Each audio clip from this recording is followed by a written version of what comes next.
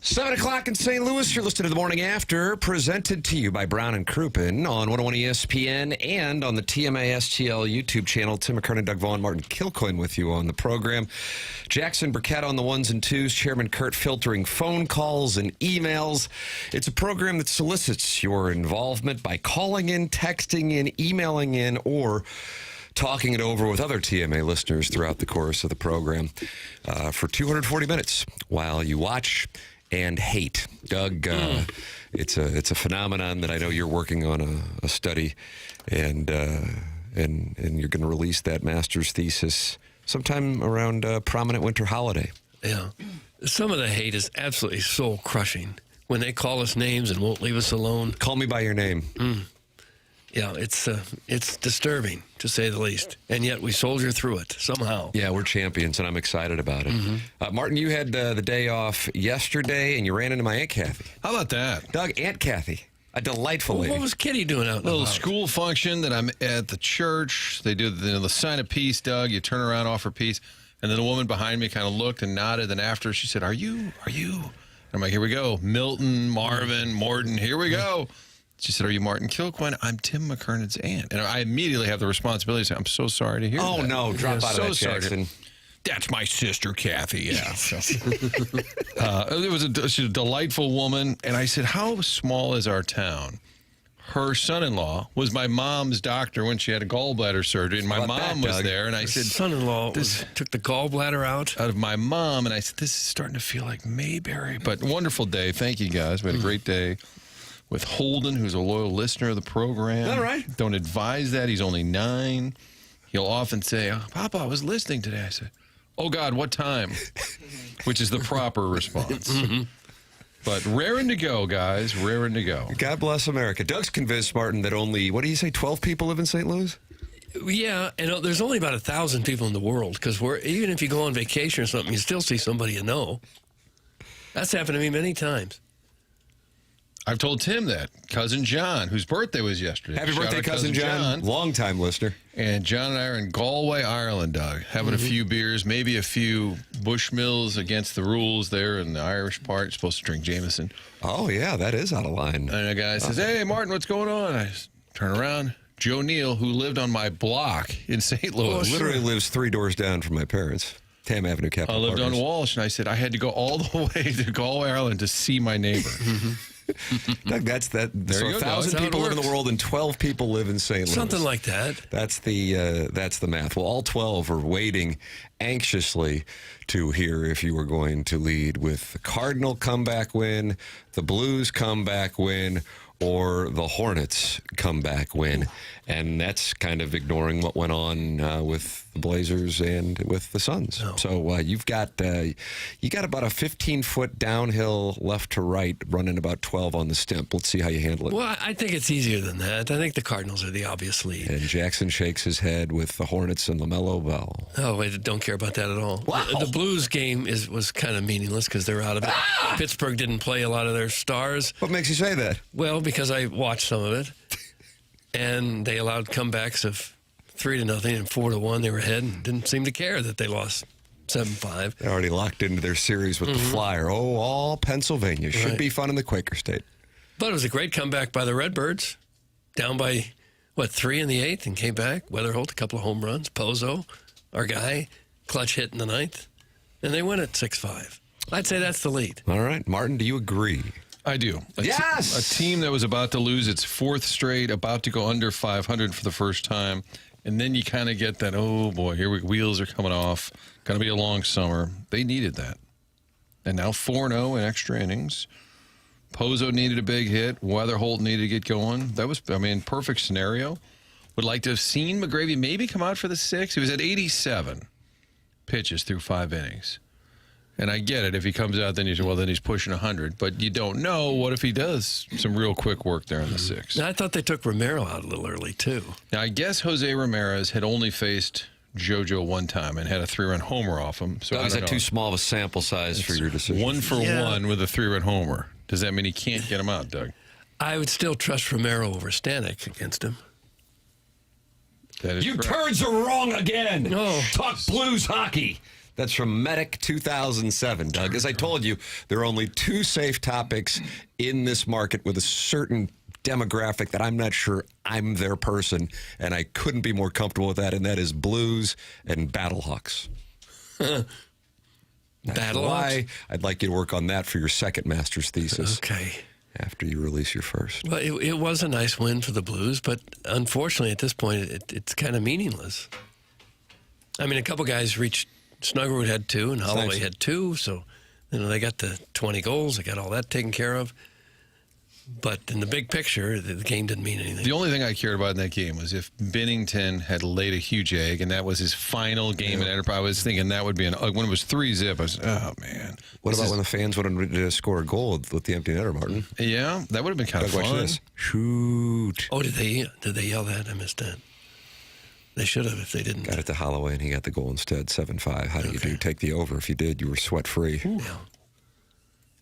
Yeah, that might have been the highest scoring game of the year. I haven't checked. I haven't.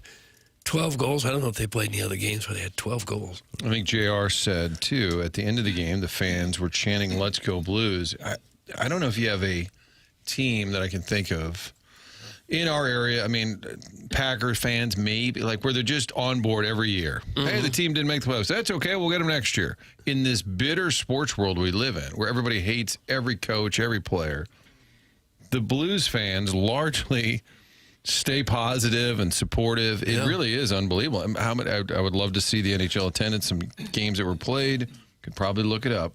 Where teams that were out of the playoffs, final game, fans were like, not too worried about it. But there they were last night. And it was obviously a season that did not live up to expectations. And yet, alas, there they were. JR will be in studio with his thoughts. Doug, that'll come up at 8:40 papers. Yep. 8:40, brought to you by Mark Hanna of Evergreen Wealth Strategies. That's your Polos Plus dossier.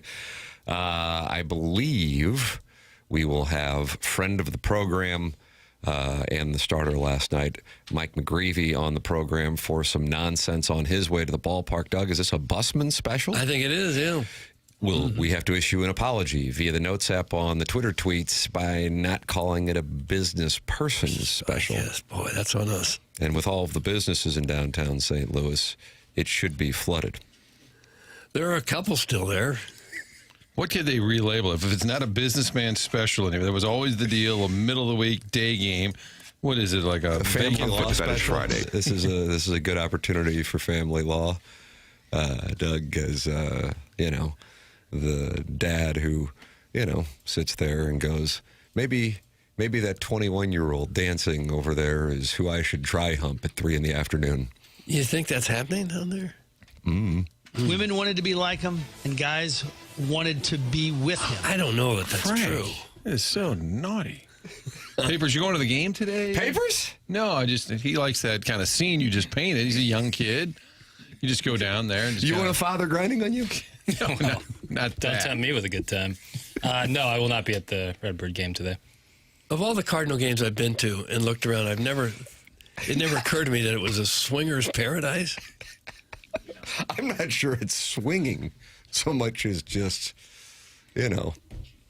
side. And this is afternoon games only. In particular, yep. Yep.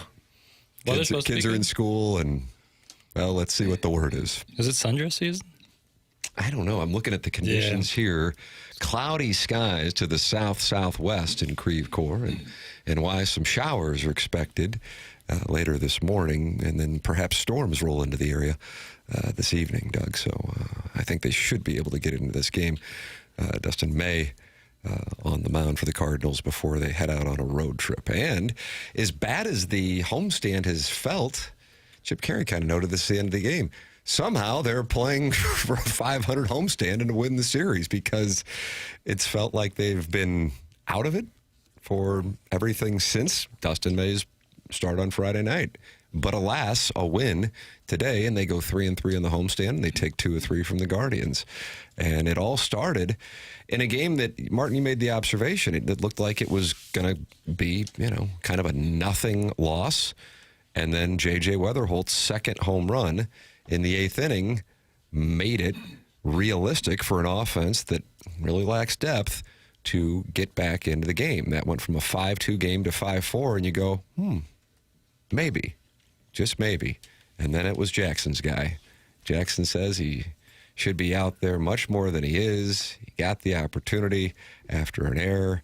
Joel Pozo, how do you do 97 miles an hour to right center? He hits. That's all he does. You know who else is maybe flies under the radar a little bit for being a quality pitcher is Riley O'Brien. Oh, yeah. He's already got 2 wins and 4 saves. Hadn't given up a run yet this year. You have a great sense of serenity if you're a Cardinal fan when he has the ball in his hands. Yeah. Whatever that serenity is, it doesn't necessarily exist when Ryan Stanek has the ball in his hands. No. Yeah, it's been rough. How about Pozo's reaction on second base? Fired up. I was so Man, you love that Pozo. I was really. He grabs his jersey, shows off that Cardinal logo, arm up in the air. That's just I love you, old Pozo. A ball player. How can you not? And I mean, couldn't get a better break than. Was it Brito, the second baseman for the Guardians? I mean, it was a hard hit ball, but he kind of booted it, and that game's over if he Absolutely, fields it. that was it. Yeah. So And what a break. you take advantage of that opportunity. And then in the 10th, the Guardians had the opportunity on the pass ball, and they were able to get out of it, and off to the 10th they go. And what's the first thing that happens in the 10th? Pass ball for the Guardians. Yep. Cardinals with a runner at third. And that'll wrap her up. How do you do? The play at the plate was close. Well, they dropped the ball. You drop the ball. I know. It was still close. Had he not dropped the ball, I'm not sure that he was safe. Right. Had the throw been like 2 feet more to home plate instead of up the line, I think he'd have been out. He gunned it, though. That was I got to get all over it. things considered, a pretty good throw. God, what a different feel if you're going down, if you're a player going out of the game today. Oh, we're about to get swept. We've lost 4 in a row. I just think that mindset, even though it's a young group and they're just having fun, they know expectations are low, that's just kind of a tough spot where you're going to finish your homestand, could get swept by Cleveland. That's just a huge swing for a team that's just kind of trying to tread water. And your guy McGreevy, he said he was I think he was getting treatment or something. He looked up. He said, we're down 3. And they saw the Wetherholt homer. He goes, oh, we're only down 1. Yeah. We got a chance here. Wetherholt, 2 home runs. He had not homered since opening day. Walker didn't homer, but he has a 10-game hitting streak. How about that? Knocking on DiMaggio's door, Doug. Well, it's got a ways to go. Should we start the countdown? Yep. 46 more, and he's right there. What if he went down today and just said, have you ever heard of Joe DiMaggio and that streak? What do you think, fella? Can you get him? That could be a sojourn, I think. Just start asking him And then every after day. he answers that, then talk about what he's on pace for home run-wise. At this boost. A couple things of note from Walker. Since this is the summer of 1998, Jackson playing Sean Mullen's Lullaby yesterday, in part as a tribute to 1998. That a couple things. Number one, he is on it so well that even when he misses, he got a base hit off the end of the bat, and you're like, God, he hit that pretty well for being right off the end of the bat, that he's dialed in that capacity. Same thing with his at-bat in which he popped it up on the infield, and he was on that thing. And then in addition, I really liked, and honestly, I was surprised for those watching in the late innings when there was a strike called, and it was the second strike in the at-bat, and he immediately didn't hesitate. Because I'm like, oh, that was outside. Went to the ABS, or it was the third strike, I guess. And it turns out it was a strike. I mean, by a 16th of an inch, but it was.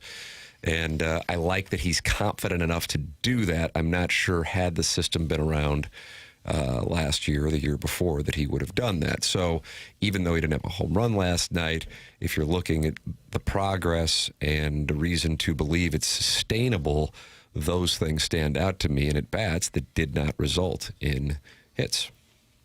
And I would say large of the ABS has been just fine. I thought it'd be a little more intrusive or annoying. I love it. I love it. I think the execution has been pretty good, too. It's been pretty smooth. So since you work at a Fox affiliate, you speak on behalf of the network. Is that the way that it works? Oh, yeah. We got UFL, Tim, on Friday night. I'm glad you asked. Yes. We're going to have a couple of teams playing. Friday night, Doug, is your chance to kind of dial in on Fox and watch the United Football League. Is it a couple teams that just don't like each other? Yeah, when they get together, even though they are dorming in the same building, when they get together. Throw the record books Yes. out. Yeah. On the Fox broadcast, John Smoltz, they didn't have the strike zone box up. Am I correct on that? That sounds right. Are you going to go? Is this about the Walker ABS challenge? Did you guys talk about that at all? Did we talk about that? Smoltz called out Walker. Yes. Well, there was that, but I like that on whatever it is that's carrying the games now. I just go to MLB TV and see the same commercials every commercial break, and it's driving me up the wall. That's a brief aside, but on MLB TV and the Cardinal production with Chip Carey and Brad Thompson, that they have the box up there for the strike zone at all times. And I love that. But on the Fox telecast on Saturday night, the John Smoltz broadcast that caught some hell, they do not put the box up there, I believe. I didn't see it, and I didn't know if that was a Fox decision. And again, I know you work at a Fox affiliate, and therefore you are in position to speak. I'm going to put that into the onboarding questionnaire today that I can address. I think it's because they're paying Tom Brady, so they got rid of the box. Yeah, got to have cutbacks, Doug. Yeah. That first down, that yellow line that you see on TV, Doug, you get used to that, right, with football? Yeah. There was some Rams preseason football, and we had this big meeting, and an executive that John Shaw had hired to kind of just speak on his behalf said, Mr. Shaw would really like to see that yellow line that the NFL does all year, that they want to see it during the preseason. Well, sure. And one of the technical guys said, yeah, for 4 games, that'd be about $100,000. And the guy got his pen and he said, manage John's expectations. And I was like, end of story. So I don't know, Tim, if it's I don't know why they wouldn't do that. But I'm going to get an answer. I believe the yellow line should be used to determine first downs, not just give the viewer an idea, but it's got to be far more accurate than the guys running on and off the field with the chains. It should always be used by some official in the booth. Should say that is or is not a first down. Good point, Doug. I thought it was, and I think that's what I'm they trying should to workshop it in my mind here if I like it. Why not use that technology? What could be less accurate than guys running in off the sidelines with these chains? They run into somebody they know. Hey, how you doing? Oh, they move the chain an extra 2 inches one way. It's always bugged me. You can see clearly on TV whether it's a first down or not. Now you're taking jobs away from people. No, you're adding a job in the booth for the guy to tell you that's a first down. What about the chain guys? Well, they'll find some cleanup work for those guys to do. You just be eliminating one of them. One of them can have the job in the booth, and the other can sell hot dogs. Hot diggities. You're welcome to email in for our Design Air Heating and Cooling email of the day, the morning after at InsideSTL.com. Design Air's online at DesignAirService.com. That's Seth Goldcamp and his team, the longest-running sponsor on the morning after. Going back a decade. Get your air conditioning ready to go for the warm weather months by going to DesignAirService.com. Martin is a client. Doug is a client. I am a client. It's Design Air Heating and Cooling, the sponsor of our email today, which comes your way on the Polos Plus dossier at 9:45. Jeremy Rutherford at 8:40. That's brought to you by Mark Hanna. And then, Doug, this Polos Plus dossier, it was a surprise guest, but now the surprise has been revealed in the dossier. A little confusion between me and papers. Uh-oh. That's what happens when alliance breaks down. I wanted to have Jeff Suppan on because I compared McGreevy to Suppan, and somebody texted and said, you're high, you're crazy, and I thought it was a good comp. You know who'd be good to talk about that would be Suppan. We also talk about the getaway lineup when they just kind of mail it in, and I've been thinking what former player would give an honest answer. I'm like, maybe Jeff Suppan. My guess is he didn't notice it. We're going to find out, and we went back and forth, and he said, do you want me to do it during carpool or right after carpool? This is like Edmonds on the tractor.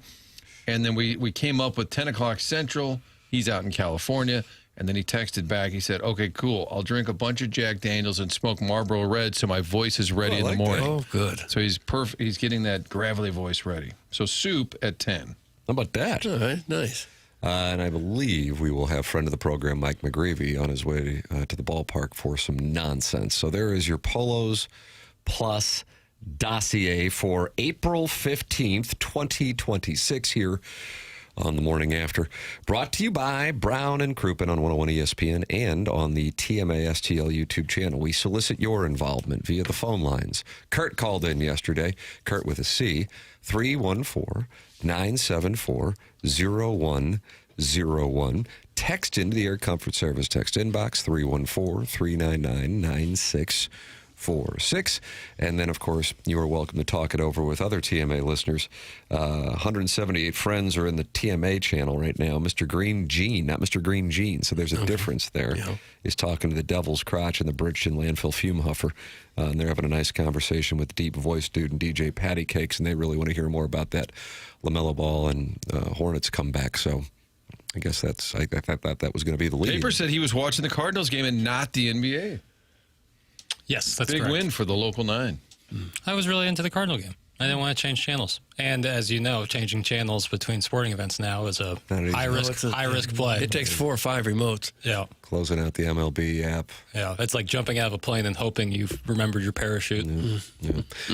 So in addition to that, Mike Francesa is talking about where he gets to sit at games. We have that audio for you, Doug. It's really just chock full. I think today might be a good day to do 7 hours. Oh. Well, hold on a sec. Oh. Is there anyone in this business that would be doing 7 hours of radio? It's a shot at QFTA. You're the guy? That's what it seems You're like. the It's guy. passive aggressive. 7 hours in one day? Jackson and I love doing it. Francesa's probably pulled a couple 7 hours. Yeah. He used to do like a 4.5 Does that hour include show. nodding off? Yeah. Does that count? If he's in Part front of of the the mic, performance? it counts as work.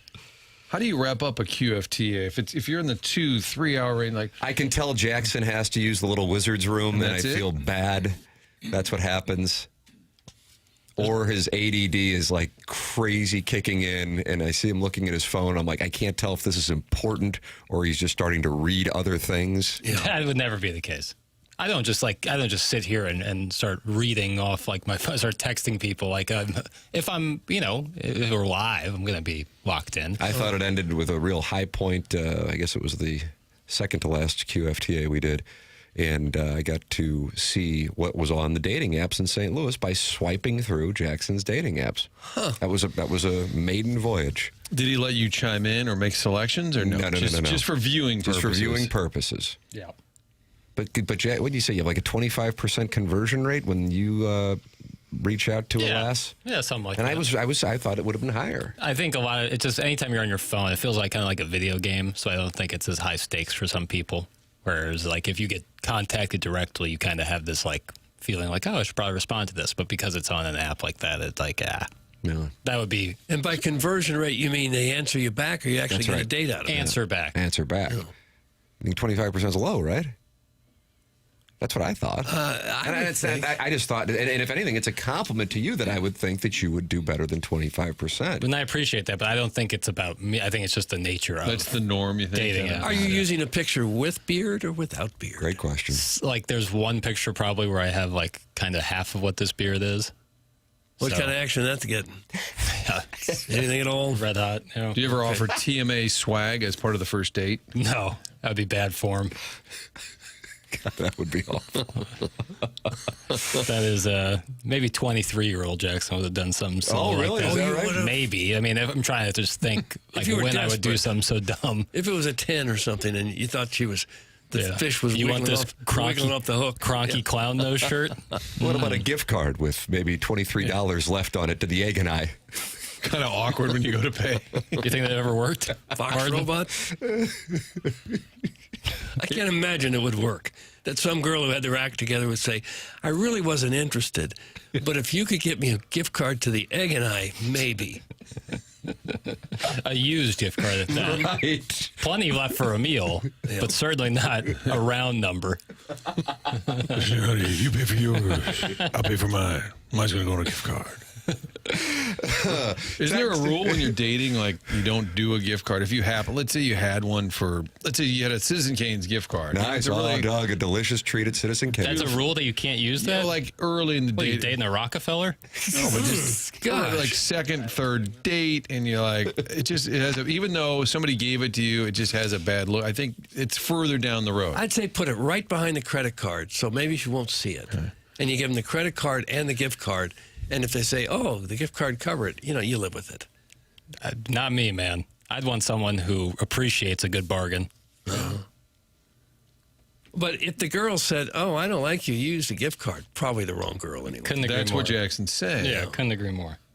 But I think there is kind of a. It's a gift card, you paid for it. You don't have Someone to be did. embarrassed by Yeah. that. As long as it's around, as long as it's not a used gift card. Comes back. There's only a $2 balance on it. The stores and restaurants Use it. They love those gift cards because many of them go unused. Starbucks. That's how. Yeah, that's they a get the cash and no one huge used revenue it. maker for them. Oh, Christmas. Everybody just you throw them away. They come in your stocking. All of a sudden, you're just throwing trash away. Oh, it's. How many gift cards just get thrown away? Yeah. If you use a gift card on a date, you are an absolute loser. That is from Steven Time. That's what I'm saying. I get think it. that's I a don't thing. think so. I don't get that. You got to wait a few dates. That's what I'm telling you. I wouldn't do it maybe on the first date. What about the second? Yeah. What about the third? This I was trying What to if get a the number. girl requests going to a restaurant where you happen to have a gift card to? You're supposed to not use it. You wait. And now, if you pick the restaurant and it's because you have a gift card, that I would get. I could view that as bad form. If you said you didn't want to go to her restaurant because you had a gift Yes, card another example of bad form. to Burger King. But she's like, I really want to go to this place, and you're like, oh, well, how do you do? I got a little gift card. How perfect. I don't think there's anything wrong with that. Got a couple for Del Taco. It's in my pocket here. No longer exists. I really That would think be a problem. if you couldn't have that conversation with the girl, it's not going to be a connection. Yeah. If you can't be honest and everything, and if they're so hoity-toity that, oh my God, you paid for a gift card, forget it. It's the wrong one. On a dating app, 25% makes JBB a bimbo magnet. That's from your mom's lesbian lover. You're a bimbo So that's a good. magnet. So that number is like high. Is what Chairman Kurt? You're nodding. What's your conversion? I mean, rate, all Chairman I have Kurt? to compare it to is myself, Yeah. but I would give anything for a 25% conversion. Really? Yeah. How about that? Huh. And unless you pay for one of the premium versions, you only get so many a day to send off. So if you're shooting for the stars, you're going to drive that number down. But yeah, I would kill for 25%. Okay, interesting. And this is an email that you send them? Fax. We fax them over a little You message. faxed them something. Okay. But it's kind of rude not to return an email, isn't it? It's to say, sorry, but I'm not interested, or sorry, but I'm off the market. Or It's you would like- think they would say something. It's like instant messaging through the app. It's like their own instant messaging thing. So you'd only really see it when you open the app. It's not like you get a direct notification to your phone or something like that. I would rather not get anything back than get some canned answer. Just don't even. I'm fine with not responding if you're not interested. I don't need some sorry excuse. What's a lame, not really interested phrase people use? I mean, you wouldn't respond like this to a person that just sends you an introductory message, but I've had experiences where you talk to somebody and then they're, I'm just not ready for a relationship. What are you doing? I mean, Then why are you on there in the first place, huh? that's just basically their way of saying I'm not interested in you. Right. Dudes be trying to push up on my wife. She bad. It's just the game, right? That's what they do. Would it be better? I'm not ready for a relationship with you at this time. The gift card move is only acceptable in Jefferson County, St. Charles County, and the Wentzville territories. They're all going to chain restaurants exclusively anyway. That's from Carlos Spicy Wiener. So he's kind of delineated a little bit there from certain establishments and certain counties where it is acceptable, and that's because they're only chain restaurants. Is that right?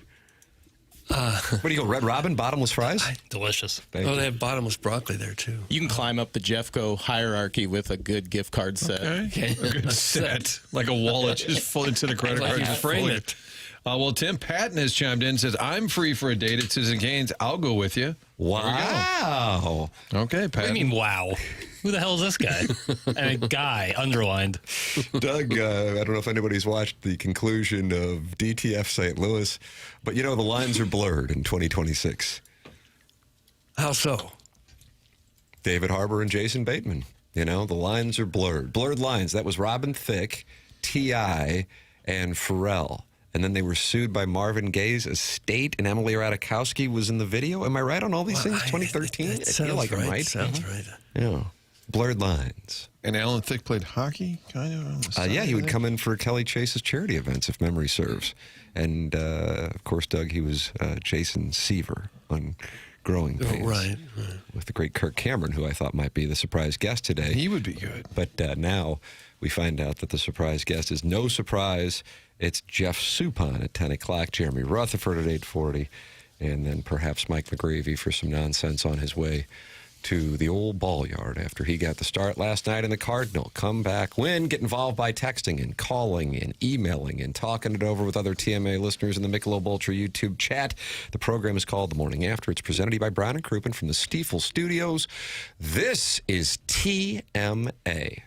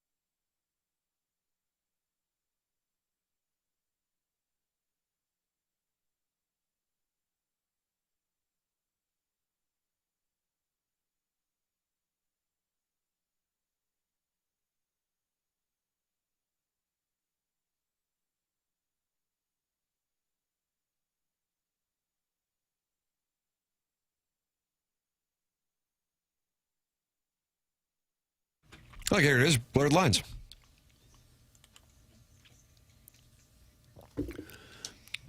Hey, what is now I have that? to pull my kids aside. But, Father, I was listening today at 7:35, and I heard Jackson play dirty songs. Nasty. You want to apologize to my kids? Yeah, this song hasn't aged well generally, so. So it's a good opportunity to talk about 2013 to 26 and how things have changed. Yeah, I mean, it was pretty quickly. Once I think when people really started reading lyrics more, they're like, maybe not. For those not familiar with the lyrics, could you do a grok summary? Just maybe some touchy lines about, behavior in the club. Maybe, Kansy? yeah, and making sure, I don't want to dive into these murky waters, but I'm just telling you, this song has not aged well. And you can look up the lyrics and decide for yourself. But I do remember your tweets about Baby It's Cold Outside, and you were calling for the removal of that. Right, this a little worse. Well, there's all kinds of rap lyrics that wouldn't age well. Are they still okay? They still get the green light? Two Live Crew's Me So Horny, I think, has aged really well. Yeah, there's sometimes things don't age well, but they're time capsules and what have you. I don't know what you want from me here. We want an apology. I didn't make the song. Jackson's like, why am I on the witness stand for a Robin Thicke song more than a decade old? That's right. Wonderful video, though. I would recommend that. For those of you interested, you're also welcome to text in at 314-399-9646, Air Comfort Service text inbox. Call in, talk it over with us at 314-974-0101, Callier and Thompson phone lines. And just open up your YouTube app, type in TMASTL, and 227 friends have gathered, like Chairman Kurt. That's the first person I see. And the Bridgeton Landfill Fume Huffer, Kitty Bates, and the Deep Voice Dude, they're all in there talking it over. You can join and subscribe to the TMASTL YouTube channel. That is where the friends gather during the program and watch and talk it over. So, Doug, there is an expected bombshell announcement coming this morning. I honestly wasn't aware of this until this morning, so I'm curious on the dais. We haven't discussed this off air. If anyone knows where I am going with this, anybody in these Stiefel studios here on 101 ESPN. Why? Did you say bombshell announcement? Yeah. Is it involving sports? Yes. One of the local clubs? No. So I already can move on from Doug. The answer is no. Martin. I have no idea. Okay. Jackson Burkett of Blurred Lines fame. It's about Liv and PGA, right? Hi. Yeah. I saw that there was a major bombshell announcement, but I have no other information based on that. Chairman Kurt, were you aware of this? By the way, no. So there you go. 1 for 4. A bombshell announcement on Liv Golf is coming, and it's set to rock the golfing world. Multiple sources have confirmed this, but it's unclear exactly where the news will come from. The Saudi-backed league. After a disastrous Masters for all but one of Liv's players, the tour's standing in the golfing world has never been lower. Could one of the tour's biggest stars, like Bryson DeChambeau or Jon Rahm, be leaving to rediscover their major form? Or could Liv Golf be folding altogether? Only time will tell, but Brandel Chambly of the Golf Network predicted that this could mean the end of Liv forever. Chambly has said that he thinks it is over. Liv Golf completely abandoned its identity this season to allow its players to qualify for and win major championships. They abandoned the 54-hole format, which gave the tour its name, moving to a 72-hole format, which aligns with the majors and their two biggest stars, DeChambeau and Rahm, winning the 3 Liv events before the Masters, and with Rory McIlroy and Scotty Scheffler seemingly out of sorts in the build-up to Augusta, they couldn't have asked for a better opportunity to win the first major of the year. Instead, DeChambeau missed the cut. Rahm never looked competitive, and McIlroy won over second-place finisher Scotty Scheffler. Only one Liv player, Tyrrell Hatton, finished in the top 30, and then Sergio Garcia was given a code of conduct warning. No. Chambly predicts that this was the nail in the coffin for Liv. He wrote yesterday on the Twitter tweets, quote, "Given that the product was so ill-conceived and ended up being worse than anyone could have imagined, with shotgun starts, initially 54 holes, a team concept that was nothing but laughable, and tournaments that meant and continue to be nothing, and such paltry numbers of viewers losing billions along the way. Would it surprise anyone if the Saudis came to their senses and finally euthanized the whole lame-brained tour? So that is the theory on what these bombshell announcements could mean on something that rocked the golf world and became a geopolitical conversation in addition to a sports conversation. A couple of years ago, you may remember the commissioner of the PGA Tour, Jay Monahan, sitting down with Yasser Al-Rumayyan of the Saudi Private Investment Fund and announcing a truce a couple of years ago, and then they never really completed the agreement, and LIV has somehow spun into further irrelevance. So are they saying it's going to There's going to be a major bombshell announcement today. related to LIV? We don't know if it means Is it they're DeChambeau done. leaving? Is it Rahm leaving? Or are they shutting the whole thing down? It does feel like the clock's ticking, right? On the whole league, the whole idea. Most of those LIV players signed enormous contracts. I have to wonder if they'll still get paid all that money if it shuts down. If so, this is the best thing that could have happened to them. Get the money and then be allowed to come back and play on the regular tour. What could be better? Like P. Reed is sitting it out on the regular tour for a period of time so he's over on the DP tour. Koepka had to pay fines. He is back. And perhaps you will have Rahm and DeChambeau back on the PGA Tour. So this could be a monster win for the PGA Tour. We will monitor this throughout the course of today's presentation. That also includes on the Polos Plus dossier, Jeremy Rutherford at 8:40, taking your two-part questions, brought to you by Mark Hanna of Evergreen Wealth Strategies. Jeff Suppan, the former Cardinal, coming on at 10 o'clock. And Mike McGreevy, looks like McGreevy wants to call in now. Well, you tell them we're busy. We are so You tell them we are knee-deep in sports talk. He did ask... and he says, as a friend of the program, I would love to call in. Any specific time work? And I said, I got to be honest with you. This thing's just a ship out at sea. Yeah. And we do a little 4-hour tour, and we come back into the port, and then we depart 20 hours later and tootle around. We're happy to see any passing vessel. So keep an eye out. I think McGreevy may be calling in. And it's probably too late for him, but wouldn't it be great if he called while Soup was on? And those So I asked him, I told him we had Suppan on at 10 o'clock, and let's see what he said. I said, do you know him? Because I'm saying Martin said... his text said something about he's a fine young man or something. Yes, went to a couple of church retreats last couple off seasons and sat with him at the Writers' Dinner this year at FanFest. Really a cool guy. How about that, Martin? Great surprise guest. So anyway, our starter from last night's festivities will be joining the program at any moment. Jeremy Rutherford, 8:40. And then you got Suppan at 10 o'clock. Got the Design, Air, Heating, and Cooling email of the day coming up as well on the program. There it is. Here's Ali Marmol's reaction to last night's comeback win as the Cardinals have their 7th comeback win of the year. They've won 9 games. 7 have been comeback. It's given me a lot of gray hairs, but I'll take every one of them because you want to build an identity around it. You really do. I mean, you want these guys fighting to the very end. An example of that is Jordan getting down the line, down so many runs yesterday, right? Like, they're just not going to give in, and on certain nights you're going to be rewarded for it, and certain nights you're not, but the style of play needs to remain the same. Okay. Style of play the same. Yeah, I did notice that on Jordan getting down the line on the loss on Monday. Yeah. I like the hustle. I like when they went to the dugout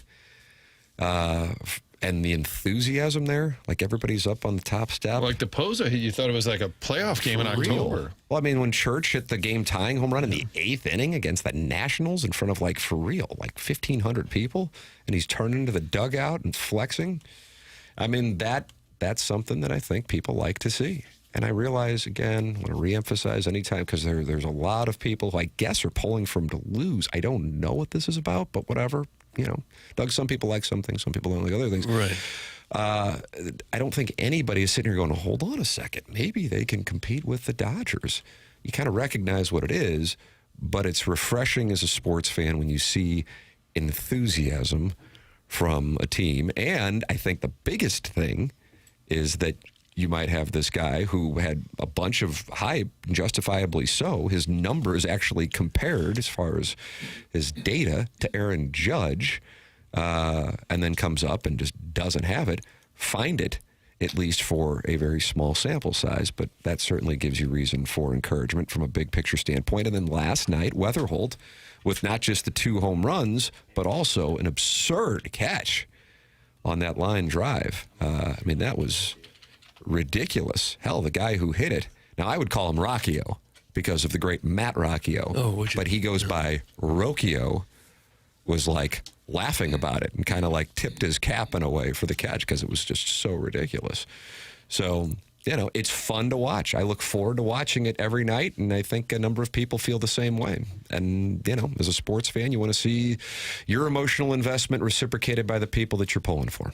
And you want to feel like the thing's moving in the right direction. And I guess so far, I think you can say both those boxes are checked. Yeah, 17 games in, you have to be pretty pleased by what you've seen. Yeah. I would think.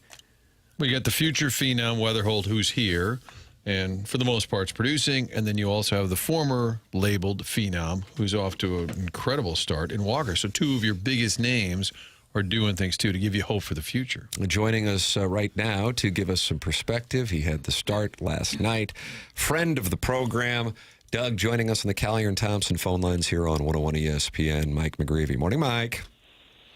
Morning. How you guys doing? Good. I mean, you have this unique sleep schedule. We're starting to wonder if you're getting enough sleep. I might have you start wear a Whoop band to track this stuff. Oh, cool. Are you up too early, or are you already heading down to Busch Stadium? What do we got going on? No, just got up early just to make some food. You know, don't want it to go to waste. So for this week road trip, so got up early, made some steak and eggs, and now just cleaning up and packing up the suitcase. Doug, do you have a problem with steak and eggs in the morning or after you have a start? Sounds like a lot of work. Yeah.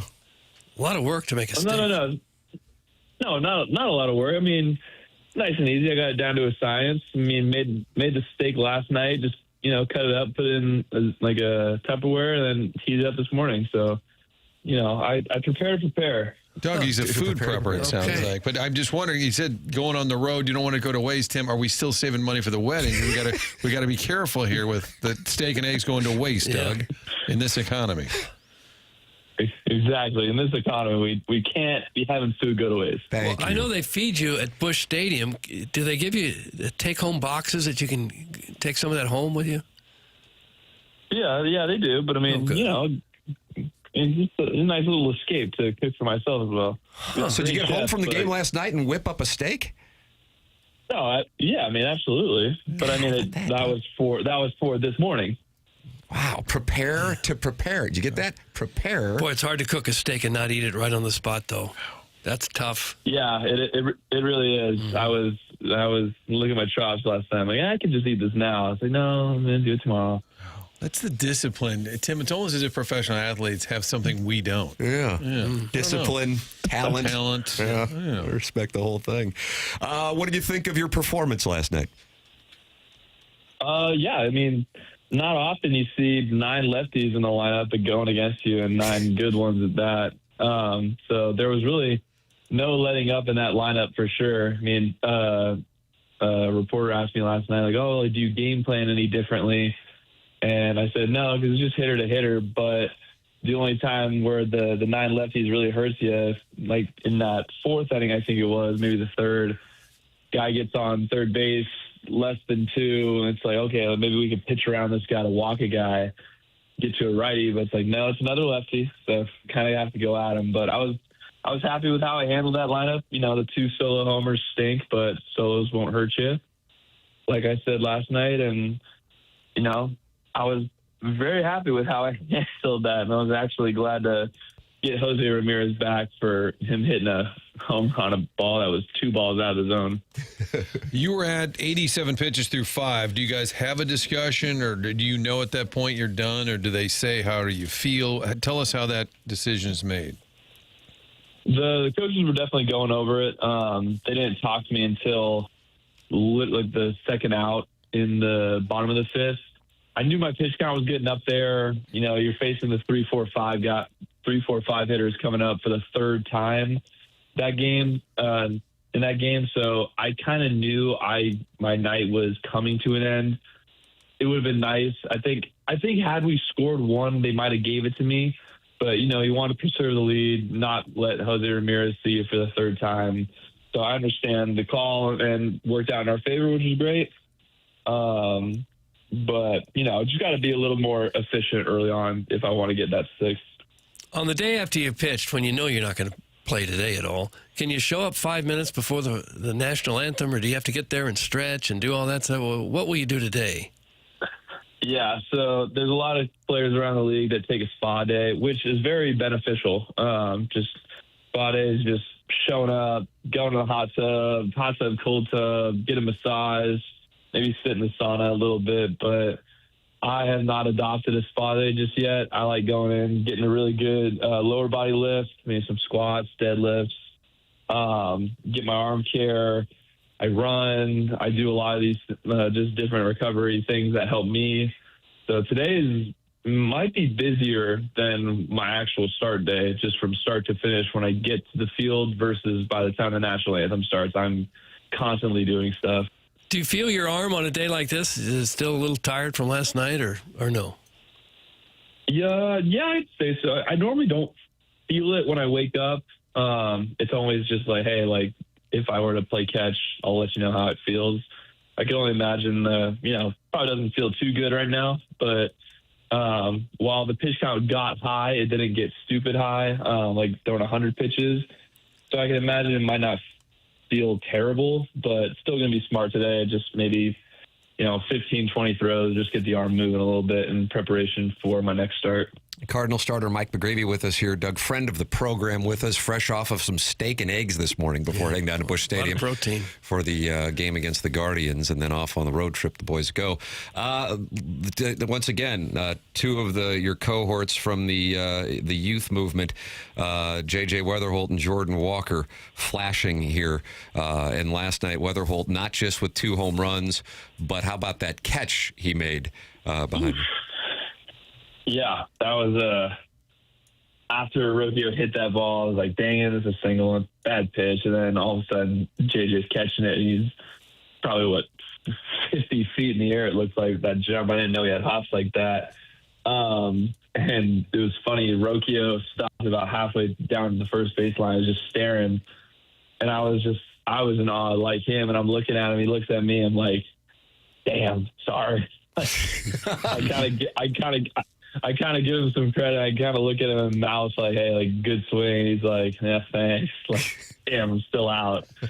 So that was a kind of funny interaction with him, because we both were just like, no way he just made that play. And you guys are similar in age, but it does seem like Wetherholt, for being a young guy, he's really seems like a savvy vet or a pro when you're around him and you talk to him. It doesn't seem like a young kid overwhelmed at all. What's your interaction been like with him? Yeah, you said it perfectly. He's not overwhelmed at all. I mean, you talk about a rookie making his major league debut at a spring training, making his debut opening day, batting leadoff every day, minus maybe 1 or 2 so far. Even against lefty pitchers, it's like, hey, we want you to be this guy. There's this expectation that you're going to be this guy for us, a huge contributor, at your rookie year. You're not even 20 games into your major league career, but we need you to be this, be that. And he's not overwhelmed by it. He's taking it day by day. And, if he's not swinging the bat well, he's, picking it up on the defensive side. And then when he puts it all together, it's just like he's an absolute game changer. And to have him and Jordan do it both sides of the ball as well, the lineup looks pretty scary and like what it could be down the road. Walker's really become a star now. What does the team do to kind of protect him, to make sure that his time isn't constantly being bombarded with people like us? Well, he's nice. He's a little more, I'm not sure what the word is. I'm just nicer, I think, and I give you guys the time of day. I'm just nicer, and I give you guys the time of day. Which is unusual. Yeah, I mean, I'm not important. I don't play every day. I'm also just paying Tim back from helping me get onto the Grove. Still payback. Yeah. It's like I'm Don Corleone, and he's doing a favor that he owes me. Yeah, exactly. I think I got about 5 more Collins before I feel like my debt's been paid. But Fair enough. until then, I'm all your guys'. That's a good deal. I'm just kidding. Check in with the agent on that. Yeah. I heard you last night saying too you're getting some treatment or something during the Wetherholt second home run. So you're sitting at 5-2, and it's you hope for a comeback, but it's not imminent. What was your perspective during that? Yeah. So I was watching the broadcast, just doing some arm care in the weight room, and you see him put a good swing on that ball to left field, and off the bat you're like, all right, like hey, like good swing. Like I think the left fielder might be camped, and the ball just kept backspinning and he got it and it just kept carrying it and went out. We're like, hey, sweet, like all right, and now it's only 1. Like we're only down 1 after kind of a gut punch of an inning, the half inning before. And it was huge just to be able to come back and punch back a little bit with some runs, just to say, hey, we're not down out of this thing just yet, and like make them throw their closer, like get their guys going instead of maybe just throwing their cleanup guy towards the end. And it definitely sparked the dugout to keep going, keep having good at bats. Like, hey, this game isn't over. We could still win this thing, and we were able to. Even though the rest of baseball has described this Cardinal season as a rebuilding or retooling type of year, I would imagine that you as a player and the other guys on the team don't think of it that way, that you're thinking, why can't we contend and play with the Brewers and the Cubs and everyone else in the division? Yeah, absolutely. Baseball's such a funny game. Like the Angels swept the Dodgers last year, I think, is like there's so many like teams, like at the bottom, like the Rockies, like the A's, like they're still taking down good teams, like the top teams, because it's baseball. Anything can happen. And I think we're doing such a good job of like the year is written this way, just with the writers and all these people. Okay, it's a rebuild. It's like we're staying within ourselves. We know baseball is a funny game, going out there competing and grinding our butts off. And by the time like the game's over, it's like we'll see how close it is, and if we're on top, great. If not, then hey, we'll get your ass tomorrow. But I mean, a mantra we had in a spring that kind of Ollie touched on a lot was like, we want other teams to be absolutely exhausted of us by the time they're done like playing us. We want to give them hell for all 9 innings, all 27 innings of a series, maybe however many games we're playing, but we want them to hate to play us right now because of how like relentless we are. Like we're like, hey, we're not giving you a game. Just be like we're rebuilding. It's like, no, like you're not getting this game for free. Yeah, well, so far the results speak to that, Mike. I mean, 7 comeback wins of the 9 wins. And one of the things, we're getting a bunch of texts while you're on with us. Number one, the audience loves the conversation and loves you. But number 2, I think the fans are saying, man, we like watching this team because when they cut away to the dugout, the enthusiasm on everybody's face is something that is refreshing. And my theory is fans like to see their emotional investment reciprocated, but it looks like you guys are having fun and you're invested in a way that is crystal clear by the way that guys are sitting on the top row at the dugout and fired up when you start getting that comeback going. Yeah, absolutely. I mean, that's what you want to see. The last thing you want to see in guy hits a game-tying double is the guys just, sitting on their butts and just giving the golf clap, like, oh, nice swing, Pozo, yeah, instead of, like, hey, like, now we tied this up, like, get animated, get going, like, get the fans involved. Like, I think the huge thing that, like, made the Burley homer opening day so special is, like, after we scored those runs and we were down 1 with a guy at third, like, all the fans just started getting up. And I got goosebumps right before Burley hit the homer. I'm like, oh, my gosh, he's going to hit a homer right here. They're all saying he's going to hit a homer. He's going to hit a homer. And he did. It was just unbelievable. And, like, that's the type of energy, like, if we can produce, the fans might produce, and then, like, everything just kind of flows. And, like, the pitcher gets flustered, he gets sped up, the defense gets sped up. I think in that situation where Mason hit that ground ball with 2 outs, like, you know, like that was a byproduct of, hey, like we're not down and out, like put the pressure on the defense. And like we were, you know, I mean, bad hop or something for the second baseman, but like we were able to put the pressure on stuff compounds and everything just kind of like go in our favor despite, you know, maybe not looking like we're still in it.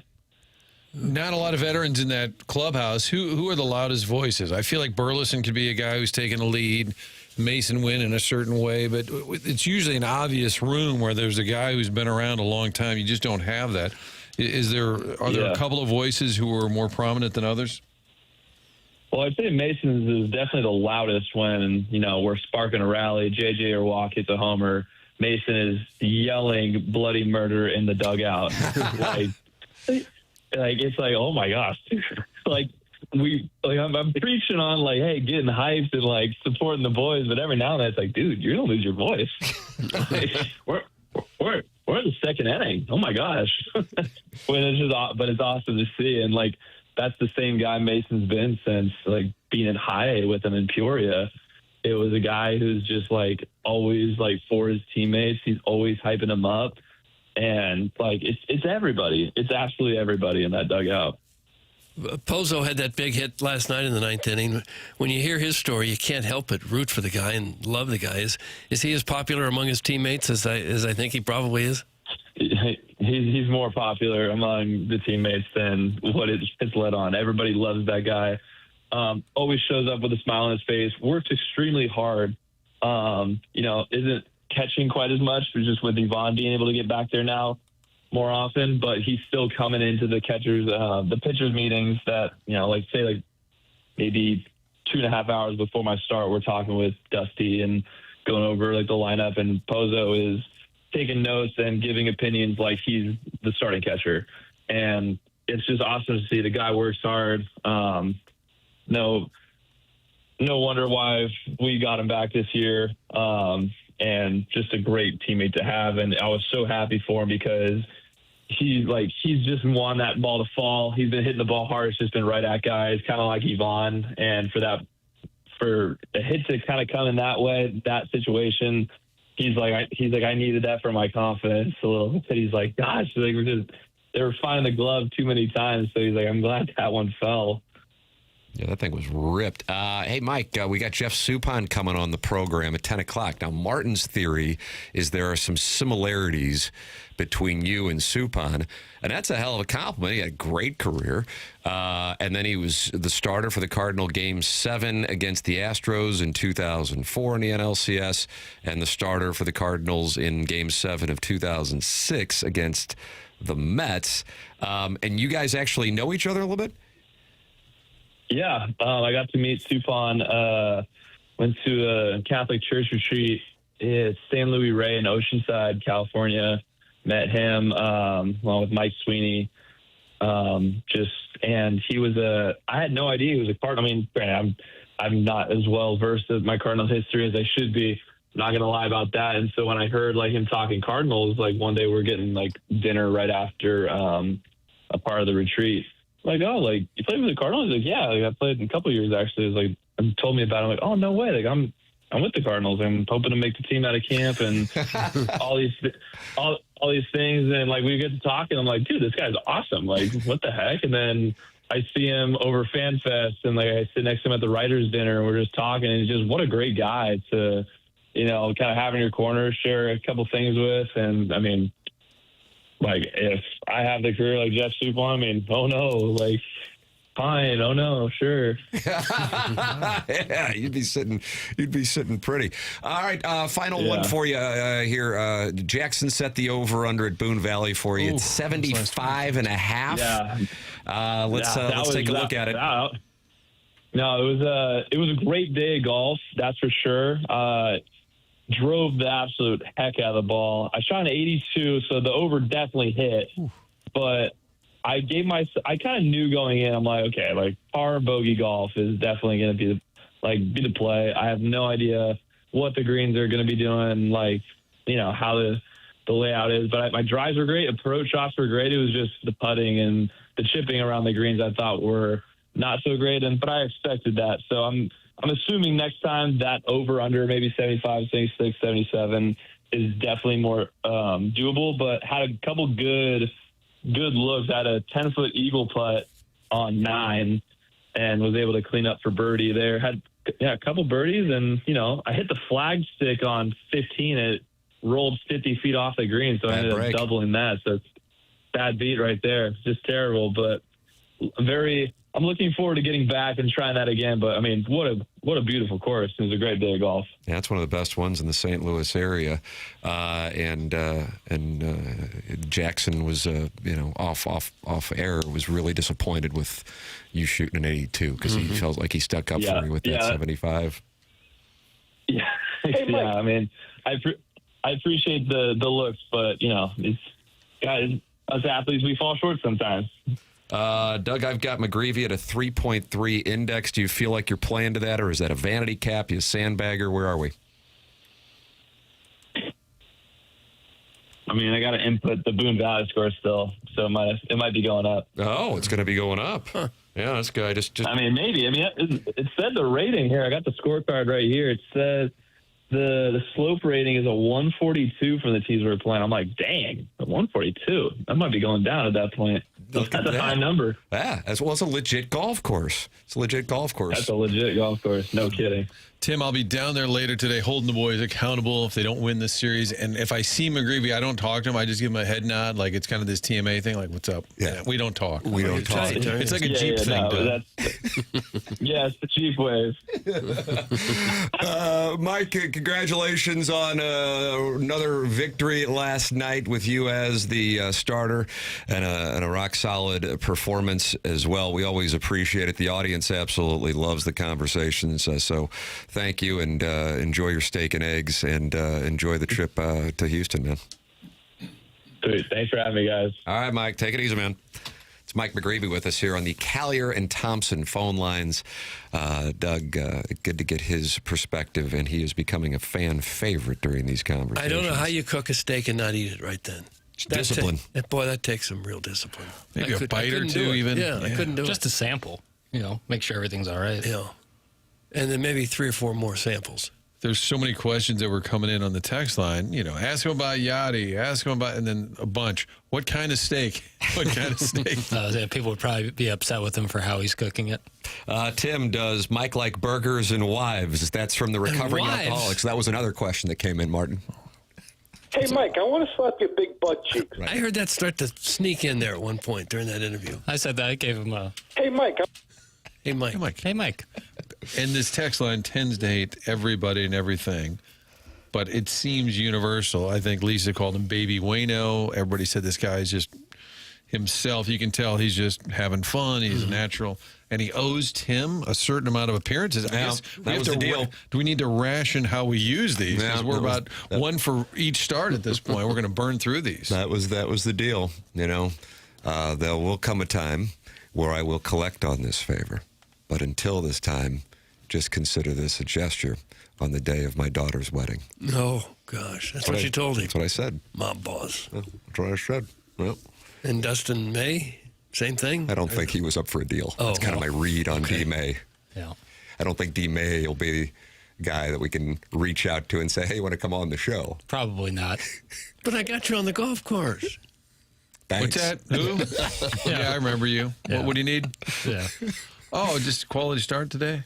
I'll take that. If it was contingent on him coming on the program, I think he would have declined the offer. He would have passed. You are welcome to text in at 314-399-9646. You're welcome to call in the Callier and Thompson phone lines, and you can talk it over in the TMA STL YouTube channel, youtube.com/TMASTL. 287 friends are in there. One guy I saw said he mistakenly went into the 101 ESPN chat, and there's a guy in there by himself bitching about the Blues. Doug, they've won 2 games here that in deep down you kind of wouldn't mind them, maybe not. Or is it 3? Hell, I don't know. It doesn't matter anyway. Yeah. But, yeah, I mean, I don't really know what there's to complain about. I don't know. Chairman Kurt, are you in there right now watching the guy come talk to himself? What's going on? It is a little bit of a ghost town, and there's just 2 comments, and it's one guy. And he's talking about the Blues? Please ask JR why injury-prone Thomas is still playing 18 to 19 minutes a night against AHL tryhards when the season is over. Not saying sit everybody, but give Dvorsky a few more minutes. Obviously putting lipstick on a pig. Oh. And that wraps up the end of the comment section. There is a 101 ESPN channel. This is more of a... That's good. It is good. This is more of a TMA STL YouTube chat program from 7 to 11. And you can hop in and subscribe to it. Doug gets gold bullion if we get to 6,800 subscribers. We're at 6,780. Mike McGreevy with us in this segment. Coming up on the Polos Plus dossier, Jeremy Rutherford will be with us at 8:40, brought to you by Mark Hanna of Evergreen Wealth Strategies, and Jeff Suppan, who apparently had to introduce himself. Yeah, had to introduce himself. Hey, how are you? Yeah, I kind of pitched there too. Oh, really? You pitched for the Cardinals? So do I. How strange is that kind of of interaction there? We'll have to play that for Suppan papers. It seems to me like when you go to an organization, maybe either as a kid who just got drafted or someone who got traded, they ought to hand you a little pamphlet or something. Here's the basic history of our organization. Now, obviously, you couldn't get around to every player that ever played, but just the nuts and bolts of it so that they would have some clue in case they're asked about it so they can speak intelligently on it.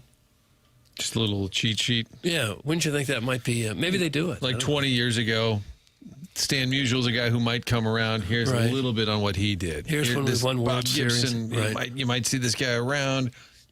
That's not a bad idea. Healthcare Evolution sponsored the 7 o'clock hour, which we're wrapping up now at 8:11. Healthcare-evolution.com is where you can find them. I went out there, thought I had a slap tear still in my left shoulder, and because of the ultrasound technology that is unique to what Healthcare Evolution does here in the St. Louis area, I found out, nope, that is over. That thing is gone. Want real answers and same-day pain relief? You don't want to wait for months to get in and get your treatment?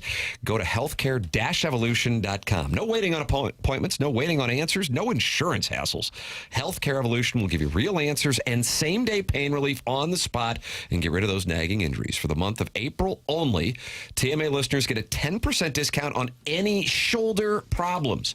Common shoulder issues that Healthcare Evolution helps fix are rotator cuff partial tears, arthritis of the shoulder, long-term wear and damage in the shoulder joint.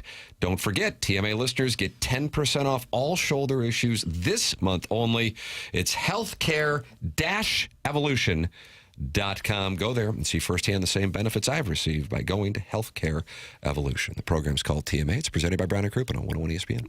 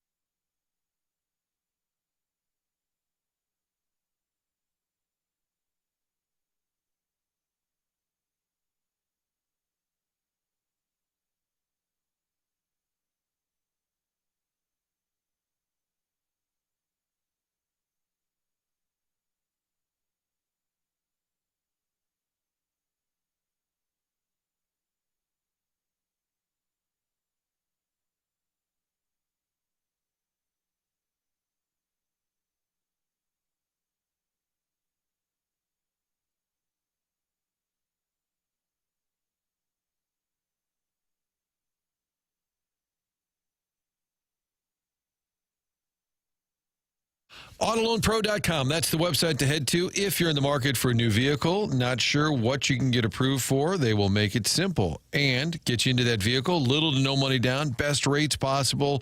Auto Loan Pro working with 50 different lenders so they can get the best deal. Doesn't matter the situation or the circumstance. And when you're on that website, make sure to check out the free playbook they put together just so that you can understand better the credit industry, how it works. Next time around, what kind of car you're in the market for, you'll be able to move on up. That's part of the beauty of going to AutoLoanPro.com. You're not only getting the car, getting the best deal possible, you're also learning how things work with the credit industry. It gets a little complicated. Make sure you're working with the pro. That's all you need to know. Auto Loan Pro, part of the Lita family. Robert Thomas there on the website, the great selection of cars, and the free playbook. All of it, one spot for your next vehicle. It's AutoLoanPro.com.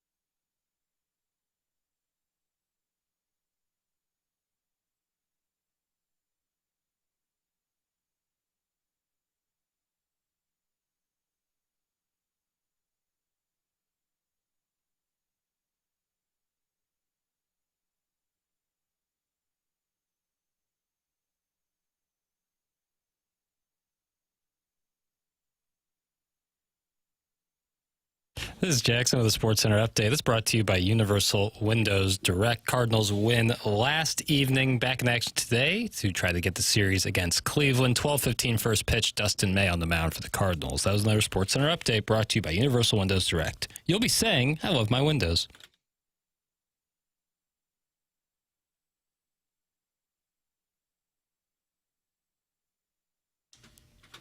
Oh, wow.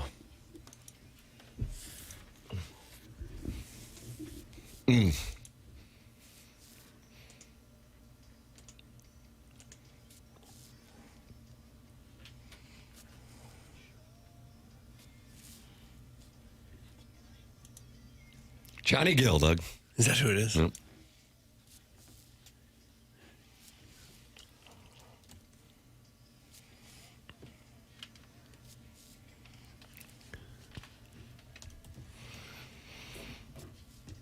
Now, hard to not think about the St. Louis Hugh High Junior ring dance when you hear this, right? I didn't even know they had one, frankly. I don't know if Greg Vaughn went to that or not. I bet he did. The ladies love his style. I don't know. He never Jackson mentioned this knows. song. About the St. Louis U High dance. I'm telling you, I think it's time to get back on the Adderall. You were talking about the U High dance. I said the ladies love Greg Vaughn's style. Oh, 100%. See? That's why the Adderall would help. Well, I don't know. Jackson does. You have a How handsome would son. you know? You are handsome. It Oh, makes sense that yeah. you've birthed handsome sons. Clip that off. I didn't actually. I wasn't actually the one birthing them. But Well, you certainly contributed. That would change the lead. You contributed. yeah. Nicely done, Doug. Okay. Yeah, big ups Papers, to are you enjoying? Get back on the Adderall. Double the prescription. Or wherever you meet the guy behind the dumpster. Jackson, No. are Yes. you enjoying life off the Adderall? Am I enjoying life? Are off the you Adderall? feeling any downside to it? I mean, yeah, lack of focus, but What's up? like undoubtedly pretty evident. But yeah, it's just better for me. It's expensive to keep paying that much. It's essentially hair loss medicine or Adderall, and I'd rather have my hair. There you go. Got to stick with that hair loss But medicine. at least insurance will cover Adderall, right? Yeah, but every time I would get it, I have to do this video visit, which would be 5 seconds with like a nurse practitioner, and it would cost me money. And I was like, Really? Oh yeah, lame deal. But if you have really bad ADD, do you forget about the hair? No, I lock in there. That's where you lock in. I mean, I don't like just go throughout life like with no clue. I'm able to survive. Can you function independently? Yes, I can. People are function offering to buy the independently. So just sometimes tasks take me a little longer than if I were on Adderall. You're welcome to get involved on the program. 314-399-9646. That's the Air Comfort Service text inbox. And you can call in Collier and Thompson phone lines, 314-974-0101. Last night's starter, Mike McGreevy, called into the program, talked it over. And I sent him a screenshot of the text inbox because he likes to hear what the audience's response is. And I said, I got to tell you, they love you. So I sent him a screenshot, and the one text that stood out to McGreevy was one from Chairman Steve, and like a shot of it was just a shot of, I don't know, about 10 texts, and it said, is he still doing this marriage thing? What's wrong with your phone line? Chairman Steve, of course, when we were at spring training, made the observation, you will get married many times in your life. You only get a chance to play Grove 23 this one time. Spend a damn $500. You're a big league ball player. So Chairman Steve has been on that, and McGreevy appreciates the observation and Chairman Steve's sentiments on Doug, the blessed union of two souls. Okay. That will take place, and McGreevy has to bankroll sometime later this season. Jeremy Rutherford will talk it over at 8:40, and Jeff Suppan will join us at 10 o'clock. There's your Polos Plus dossier for April 15th, 2026 on the morning after. I feel like it's a lovely program. Do I you really? do. I feel like the audience is aggressively trying to get McGreevy to the Dota. Martin, you saw those texts. I was going to look at the math here. What's the date of the Dota? 15th of May. 15th. Okay, so at Oak that's Valley, brought to you by Cutwater Canned Cocktails. You get your foursome together at 101ESPN.com. You can book the tickets for the tournament on Friday at 8 a.m. at 101ESPN.com. Cardinals are in town that day. Yeah. Now they fly in from Oakland. Uh-oh. Or we're Sacramento, Sacramento, of course. Wherever the hell they are. They fly back, but it's an afternoon game. So back home, eating steak and eggs Thursday night, and then they play the Royals on the 15th. If he's pitching that night, maybe he could just play 14 or 15 holes. Okay. Limit it a little bit. I actually think there is a chance that he and some of the boys would go. Now, I don't think they could participate in all 18 holes, but I could see it happening. I mean, yeah, 7:15 start that night. Is it an off day on Thursday, Martin? Can you? Oh my God! Yeah, Martin now is going to get you the Adderall. Is it travel day home from Sacramento? Okay. They might go just for the Lee's Chicken that's going to be there. Yeah, or the Donut Drive-In. Yeah, absolutely. Or the Texas Roadhouse. all It's three. all included. Yeah. You got the Cutwater canned cocktails and AB beer and seltzers. You got the 100 West Dental closest to the pin competition and the Evergreen Wealth Strategies longest drive competition. That would be problematic if those guys are eligible for that. Doug, that might eliminate everybody but me. Yeah. If the rotation holds, he will start on Tuesday the 12th in Sacramento. Maybe we get him an early flight back so he can get home, get settled, and be sure. I'm sure the Cardinals would be super on board with that. But the point is, he would not be pitching on the 15th. Right. So. And with all that food out there, this is going to be a golfer fat's dream come true. Amen. Yep. Yeah, get your foursome together and get online at 8 o'clock on Friday. It is the Dotum, Doug. Mike Francesa, he hosts his program. It's the Bet Rivers podcast. And sometimes he gets a little distracted. He was trying to explain to his audience how he was making observations, and then it sounded like he might be boasting about his seats. You be the judge. Oh, okay. I remember the first time, Harrison always liked Mike Trout growing up. So I took him to Citi Field to see Mike Trout. And we had good seats. And Trout came up, and he was right in front of us. And he stepped to the plate the first time and hit a monster shot. That was it? That's a soundbite? Mm-hmm. Okay. But he had really good seats, Doug. He had really good seats. Well, that's okay.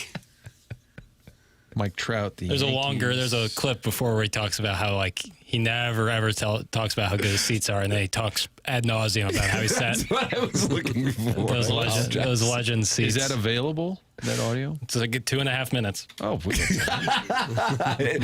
I have to tell you, I think it's worth it. You be the judge. This way, if you're mad at this clip, don't go after papers. Go after me. Was it Alcoa? You make the call. Yeah, I think Alcoa can't wait for tomorrow. Doug, was that Aluminum 1980? I don't know the years, Tim. When this is done, NFL feel and free to CBS. text in and just tell it good or bad. Yeah. You're always in the best seat. You always tell us how you're in the best seat. I'm not telling you I'm in the best seat. I never discuss where I sit unless somebody brings it up to me. I never, ever bring it up, ever. What you talking about, mister?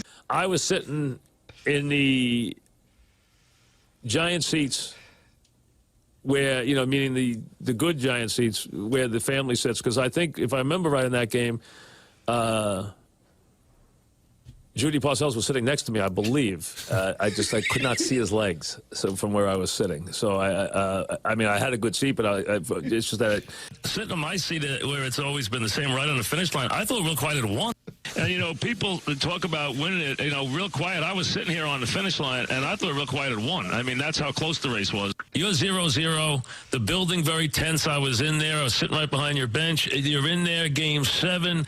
I would say he didn't. You guys can remember, look it up and see if he did. I don't remember. I was sitting right behind the plate, but with Dog, I don't remember if he gave up a run. I was right there in Arizona, sitting in the second row, Game 7, 8th inning.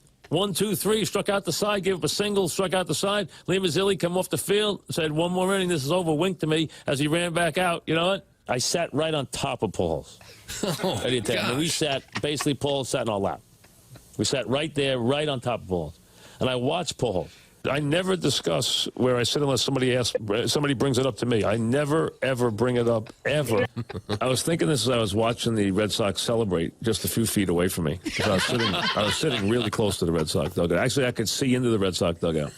And, we'll chat about it tomorrow, but I will be able to hear that because I will be sitting pretty close tonight. So I will be able to hear what's going on. And I'm going to be sitting there tonight behind the plate, and I'm telling you, I guarantee you both dugouts, and I can hear them sometimes when I'm that close. I can hear the dugouts working the umpire. I watched Houston's faces yesterday. I was sitting very close to their dugout, and I was sitting right across from them, and I was sitting right near the Houston on deck circle. Last year, sitting there and sitting close as I was. Oh, well, it sounds like he doesn't bring it up very often. Oh, it was outstanding. Papers. It was worth it, buddy. Great job. There it is. Jackson gets it. That's a W. Now, how did you find all those? That is the great work of Back After This, a aka wonderful Twitter Farmhouse. tweet. Yeah, that has been monitoring Francesa for years, doing the Lord's work, as I see it. I thought about getting him on, and then I thought if I could pull it off, would we have to admit we've kind of poked a little fun, or would say we've always been a fan of your work, which is true. Big fan. I mean, God, I don't know if anybody in the industry who's just done a local show has made more than him. You know what I mean? Yeah, it's not like I think us poking fun is not saying like how bad he is. It's just like he is New York sports guy personified. Like we're in awe. He is the conductor of the Pope. Yeah, of the symphony that is New York tough sports guy. Doug, we handle callers as well. Hold on a second. What's going on, Chairman She Kurt? literally just bounced. Oh, I was going to Virginia. Doug, the very Ginny. happy Cardinal fan. Sure. A lot of listeners, including Chairman Kurt, for that matter, have wanted to take her out for a beverage, libation of sorts. But she always emphasizes that she is a mother and has been married for 2 decades. And while she appreciates the listeners' advances, she is going to politely decline them. And she's a special spirit. So, Virginia, if you want to get back on the line, 314-974-0101. We will have Jeremy Rutherford in studio with us coming up at 9:40, brought to you by Mark Hanna of Evergreen Wealth Strategies. Doug, I understand Virginia is back on the line. Okay. Jackson, you don't want me to go? Just say it. It's fine. We got a break. What in the world? Sorry. By the way, I think we've done 3 segments and it's 8:30. Correct. Am I correct? JR and Suppan. And the consensus, by the way, on playing the clip, hilarious, always worth it, wildly popular via the text line. Good. God bless. In case you're Nonetheless, you're nervous about a break. I'm not upset. Just do a little quicker. You're projecting. We'll have Virginia next. Then we'll have Jeremy Rutherford. Doug, it's the Fisher Window and Door Store, 8 o'clock hour here on TMA 101 ESPN.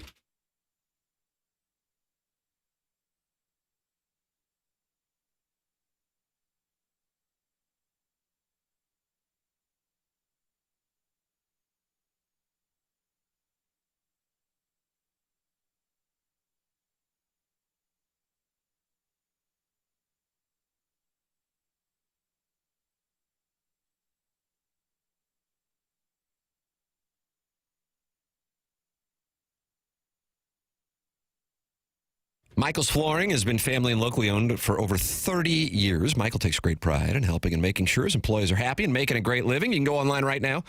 Get 3 samples free from Proximity Mills. That's at igotfloored.com. Michael's Passions Flooring. When you order from him, he wants you to have the best experience for the best price. And that's one of the reasons why they've continued to grow at Michael's Flooring for the past 3+ decades. Employees love working for him as they feel like family, and he makes sure they're taken care of, and this then rubs off to the families buying the product as they know they have the best interest of the buyers at heart. You can check them out at their 3 different locations in the St. Louis metropolitan area: Creve Coeur, Garden Prairie, and St. Peter's. Come see why people are loving getting floored by Michael, and make sure you visit igotfloored.com.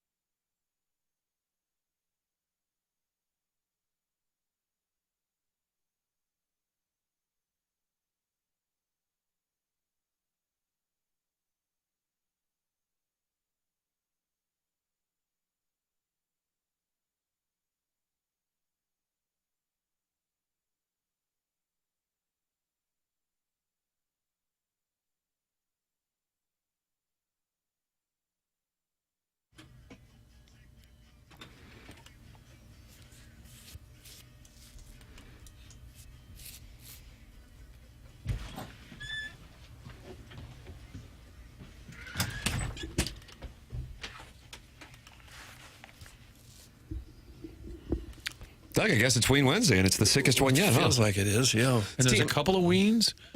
Gene Ween and Dean Ween. Gene and Dean. Yeah. Still active or no? Yeah, active as the day is long. Are they? Yeah. Come to the pageant every once in a while, huh? Really? Yeah. It's TMA 101 ESPN. Brown and Crouppen is the presenting sponsor here on the show.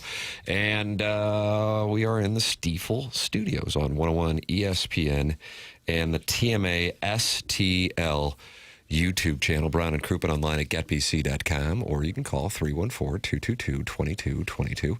Brown and Crouppen is local, and that is what you want if you are looking for an attorney, somebody who knows the local legal environment, and also somebody invested in the community. Brown and Crouppen, founded in St. Louis in 1979, built new offices in St. Louis within the last few years on the Hill, and they are committed to St. Louis. When you get an accident, money can be tight, and Brown and Crouppen is aware of that. So everything is free right there at the outset. You don't have to worry about it. They come to you. They will take care of you with any questions you may have. They don't get paid unless you get paid. Go to getbc.com or call 314-222-2222. It's Brown and Crouppen. Remember, the choice of a lawyer is an important decision and should not be based solely on advertisements. We were just joined by Mike McGreevy, the Cardinal starter last night in the comeback win. And he was with us for about a half hour. Recommend listening to that conversation by podcasting via the Schaefer Door Company podcast.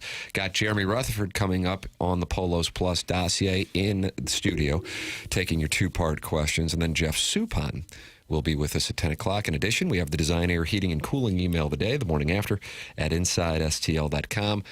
Jackson is Virginia, ready to talk it over with us, Doug. Virginia, okay. The positive Cardinal fan, is with us on the Collier and Thompson phone lines. Morning, Virginia. Hey, good morning. How is everybody? Oh, we're just fine. Jenny Jen. Hey. What's on your mind? All of my siblings call me Jenny, so when you call me Jenny Jen, it makes me smile because that is my family nickname. I can imagine it would be. It would be, yeah. I love that you had McGreevy on. I did listen to it when he was talking about like his food prep and stuff. My son, who also plays baseball, was listening, and he smiled at me because I was talking to him about the importance of eating protein and prepping, and to hear that someone that he really likes and respects does that. And not that Mom said it, but that McGreevy said it, that drove the point home. So he appreciated that, and I liked everything about the interview. Now your son's gonna want steak and eggs every breakfast, and that puts some pressure on you. You know, I have 4 kids. It puts no pressure on me because I have no problem saying no. Absolutely not. But it's. I just like that he's interested, that he's open to it. And I never hear about, like, what the Cardinals' off day looks like. So, or what the recovery day looks like, their spa day, like he said. That was all really cool to hear. Great baseball comebacks are happening. You said that, and Ali said in the interview that he had gray hair. I think every Cardinals fan has gray hair. I have a gray hair, aside from my kids and my husband. From the Cardinals, it's okay. We're here for it. I found myself last night pacing and watching this game, and when I thought about it, pacing is good. Like, if I thought we didn't have hope and I just knew we were going to blow this game, I would just sit there with my hands over my head and just be annoyed. But I was pacing because I felt like we can get back in this game, and we did. That was great. I'm going to run through my points real quick because I'm at work. But the last thing, the only thing I wanted to say was you asked McGreevy about, do they have something to prove? Because, or, how does it make them feel that everybody says they're a up-and-coming team, a young team? And he was like, we're just playing, the best that we can. We're just going with it because baseball is baseball. Whatever team just beat the Dodgers. And I, yelled at the radio and was like, bro, you guys beat the Dodgers. For 2 years in a row, we beat the Dodgers in the series. We lost one game, but we actually beat them in the series. I wish he would have just said the Cardinals and not the other team that just played the Dodgers. we have the bones to be a good team. I know I don't want to be a broken record, but I just want to continue to reiterate that we are a good team. We can play good ball, and this can be an exciting year. So I am excited to see what they do. That's all. There you go, Doug. How about that Positivity is just overtaking our city, Doug. We should all You have that kind of feel it. mindset, that kind of positive mindset. There we go. It's refreshing to hear. It is, and I know that the season is still young, just like our team, but we are playing well. And the things that we see with Jordan, the things that we see JJ doing, he said win is like rallying them and encouraging them. That's the leadership development, right? Like, and the players are starting to fall into their own rhythm and pattern. And who knows, like, a year from now, whatever, we can be an even bigger threat, not just an up-and-coming team, but when they mention the Cardinals, it will be because we are a threat, not with the narrative of this year, we're up and coming. We're developing. Virginia, I noticed in the Michelob Ultra YouTube chat that Chairman Kurt, and I just want to let you know, he does have a couple hit songs here with this Navy Caps on the Road. Has written, Virginia has stolen my heart. Oh, well, thank you, I guess. Is that what I... Well, last week he asked if your husband was available, so it's getting a little weird. Just wants to be involved in your household in any possible way. A little weird. No, Virginia, it's a platonic heart stealing. It's just a breath of fresh air with some of the imbeciles that we hear from. It's just nice to hear from you. Hey, I'm glad that I can come on and y'all entertain me saying this stuff, but I mean, it's the truth. If y'all talk to McGreevy again, let him know St. Louis is with him. St. Louis is with the team. The seats may not be filled to capacity, but they do have a strong fan base here that loves them and wants to see the team do well. So keep at it. Every time he takes the mound, take a deep breath, own it, and just, get out there and handle business. And we're cheering for him. So how about that, Doug? That's what's up. Virginia, it's positivity. It is. It's nice to hear. Virginia, thanks for calling in. Thank you so much. Y'all have a good day. All right, thank you, Jenny Jen. I haven't even looked, Tim. I'm assuming the positivity is not going well in the text inbox. Well, that's a good read. Okay. That is a nice read. That is a nice read. Chairman Kurt also taking some hits in there. That's just kind of the nature of the beast. If we're not getting attacked, something is wrong. And if you call into the program and you don't get attacked, something is wrong. That is the nature of the presentation. They love Jeremy Rutherford, though. Oh, they sure do. He just slid right into Chairman Kurt's Cuck studio. Oh, Kurt's on the floor. Yeah, Kurt's on the floor. That's how you know. Hi, JR. Hey, it says somebody took an X-Acto knife and carved "I love Virginia" in the table. Oh, right there. I wonder who did that then. JR, is it all right if we take a break? Jackson, I've fallen behind on the breaks today, and so I think that's the right thing. Isn't it, Jackson? Tell me. Yeah, I think if JR is cool with it, take a short break and then get back with him for a full segment. All right, your two-part questions from Jeremy Rutherford, 314-399-9646. That's how you can text in and talk it over with JR. Two-part questions. Tired always waking up exhausted? Dad bod starting to weigh on you? Finding it harder to get excited about basically anything? If your energy, focus, and drive aren't what they used to be, it might not be that you're just getting older. Good chance your hormones and metabolism are out of balance. So this new year, let's get back to the old you. You remember that guy?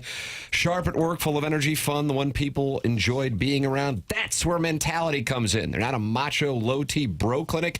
They're human-centered, and their mission is to figure out what's really going on in your body and in your brain. They start by listening. They'll run real labs and explain your results in plain English, then build a personalized science-backed plan using hormone therapy and FDA-approved peptide treatments to help get your brain and body back on track. So stop telling yourself and everyone around you that you're fine. Right now, all new patient labs will be covered in your treatment plan, and that's a savings of $250 right out of the gate. Reclaim the old you, the younger you, with mentality. Schedule your appointment now at lowtusa.com. That's lowtusa.com, LOWTUSA.com. Jeremy Rutherford coming up next here on 101 ESPN and the TMASTL YouTube channel.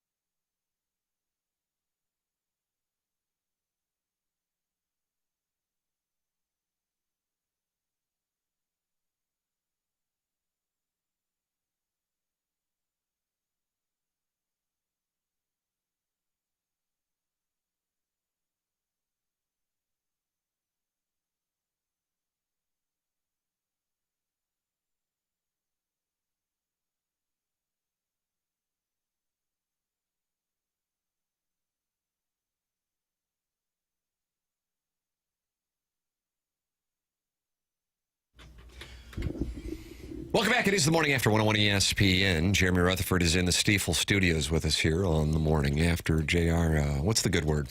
The good word is, again, stuck in traffic. I was running late, but when Jackson said we got Virginia on the line, I was excited because, A, I knew you guys would be in a good mood, and B, I knew it would probably be somewhat of a lengthy phone call that would give me some more time to get here. Oh, nice. Yeah.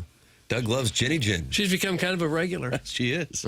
Doug, in the studio, did they used to give you the stretch sign? Remember that? There was a floor director, and they would use their hands. Right. The tape wasn't ready. The reporter wasn't there.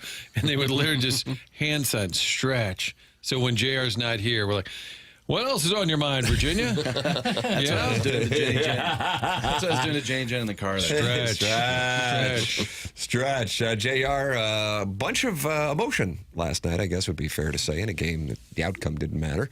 What stood out to you from the festivities in the Blues coming back 2 different times from a 3-goal deficit? Yeah, 4-1. You think it's in the bag for the Penguins, and the Blues fans who I've been hearing from for several weeks had to be excited. They want that high draft pick. They went to Blues to lose 12 in a row down the stretch, but here they are. That's Harrison's brother, Master. Harrison's brother. So 3 in a row, and now they're coming back from 4-1 deficits at the end of the season. So those Blues fans that went the high pick, not too happy. Isn't the most interesting thing that was said recently, I think, was Montgomery.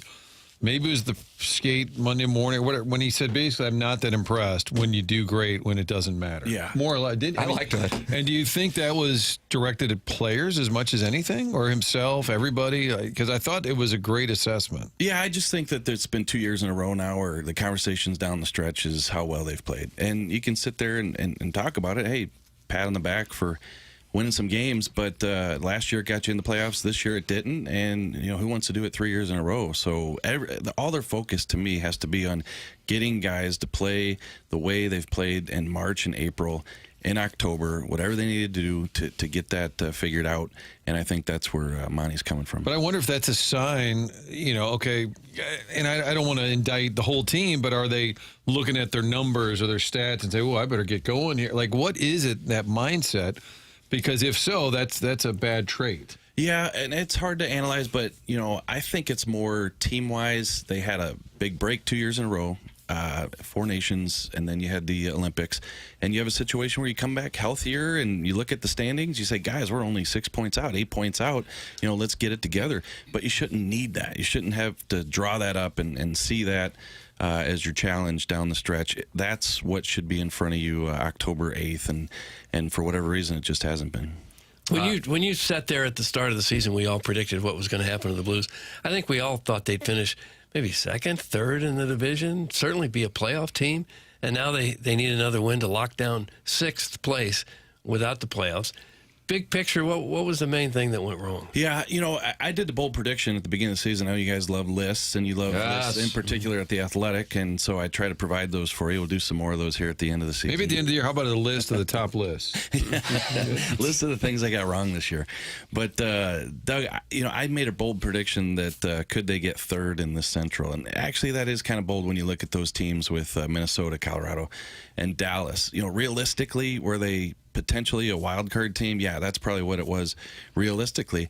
And I'm always going to go back to this. Like, when you think back to the early part of the season, they were getting no production from their top guys. And we're talking the forwards with Thomas, Kyrou, Buchnevich. We're talking the defensemen with Fowler and Parayko, and the goaltender Binnington. And when Hofer came in, Hofer. And so to me, that's what where everything kind of unraveled.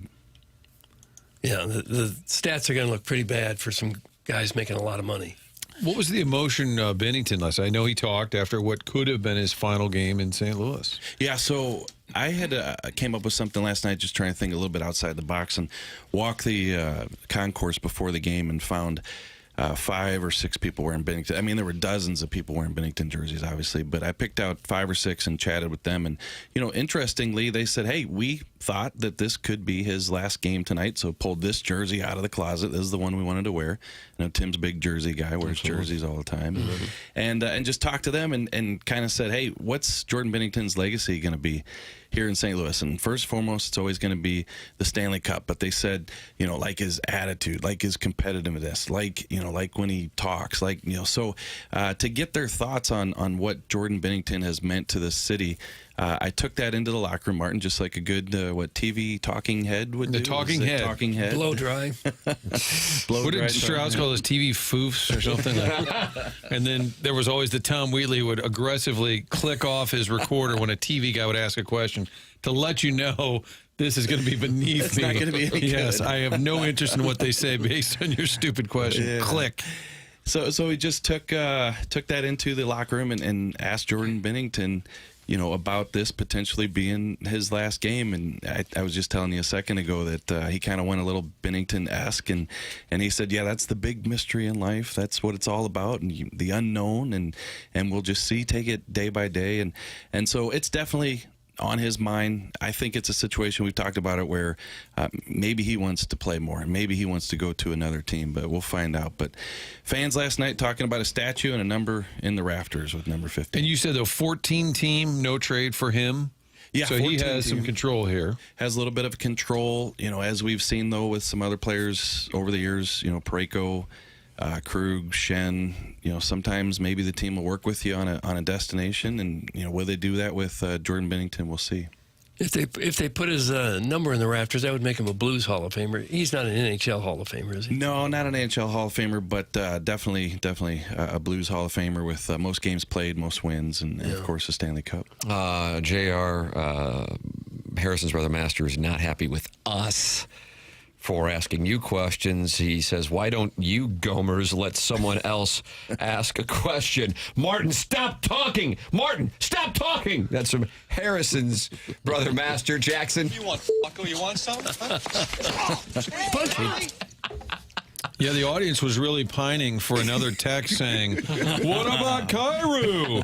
What are we going to do with Cairo, JR? Feel free to ask that question. Playing time. Here's what he wrote. Good morning, JR. Thank you for the great coverage this season. I'd like to play a game of yes or no. I mention the player. You say yes, he will be back, or no, he won't. Martin, Let's maybe. do it. Oh, cute. Like we got a game. I want some more Martin questions. Jordan Binnington. I say no. Jordan Kyrou. No. Pavel Buchnevich. Yes. Colton Parayko. That's a tough one. Is his no trade across the board, or are there certain full no teams? trade? Yeah, full no trade. I just think they're going to go back to him. Is he going to accept it? I don't know. I'm going to say yes, he'll be here. Tyler Tucker. That's another tough one. I'm going to say yes, he will be here. Jonathan Berggren.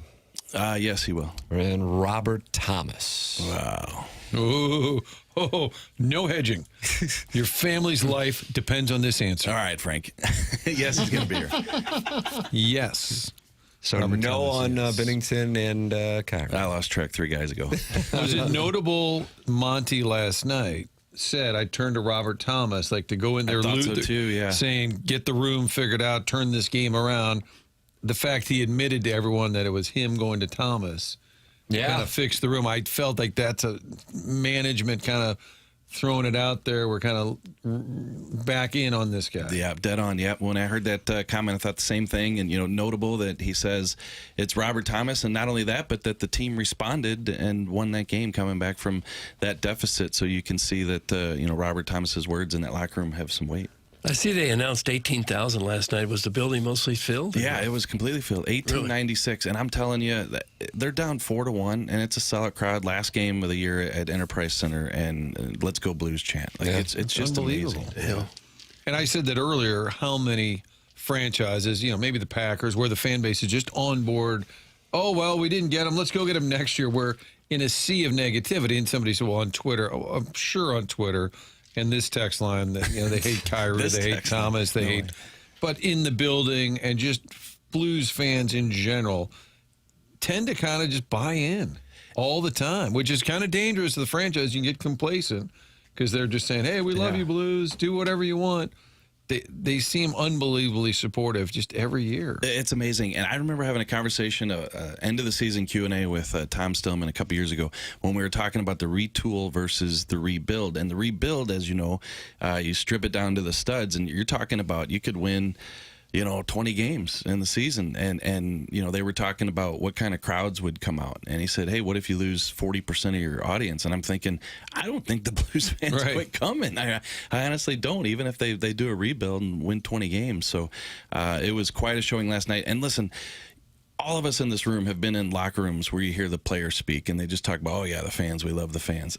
Listening to Bennington last night and others, it was genuine. Like, I think one of them said, we'll have to go back, I'm sure Jackson's got it queued up and ready to go, where they said that Jake Neighbors and one of the other players were talking about, look up there, like, look at this, look what these fans, like, we need to respond in this game with the support that this fan base has given us. So yeah, I think it was Robert Thomas and Jake Neighbors talking about that. So really, really impressive last night. Well, why do you think that is? Why do you think the Blues have got fans that are so diehard? And you look at the Cardinals and a lot of their fan bases kind of say, well, I'll get back to you when you're more competitive. Yeah, I think that, it's just been a franchise over the years. It didn't win for a long time, and it was just deeply rooted. I always called it like the most tradition-rich franchise you ever been around that hadn't won a championship. Just there's characters in the organization, fans getting tattoos, fans, you hear Chris Pronger, he says, I get to town and everybody's named Brendan. And how am I going to overcome that? And I just think it's there, it's tangible, and I think with regard to this year, they can see the direction that it's going with some of these young players, and they like it. Man. The overbearing sports dad is in the Michelob Ultra YouTube chat, and he is not experiencing the romance of the fans. He says, wow, so glad the players realized that during the last home game of the season. Too bad they didn't start off that way in October. That's the overbearing sports dad. He's at war with Carlos Spicy Wiener.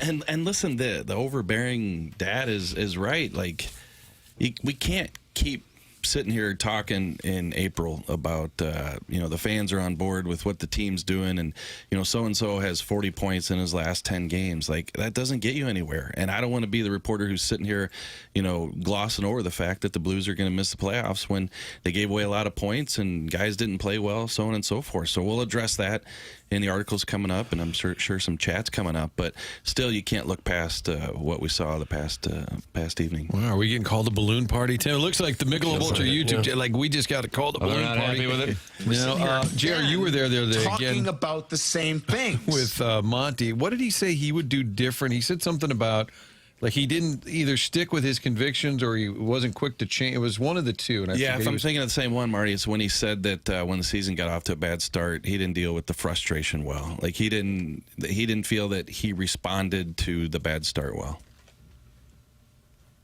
That was a one-parter. Oh, sorry, that was a one-parter. With regard to the question that was just being discussed with why Blues fans are there through thick and thin, and the Cardinals have experienced the downturn, although I think the bounce back may be underway for a portion of the fan base.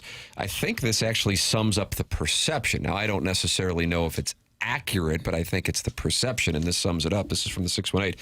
Cardinal ownership and management don't do everything they can. They have made it clear they want to win just enough to keep the Lemmings interested. That's from the 618.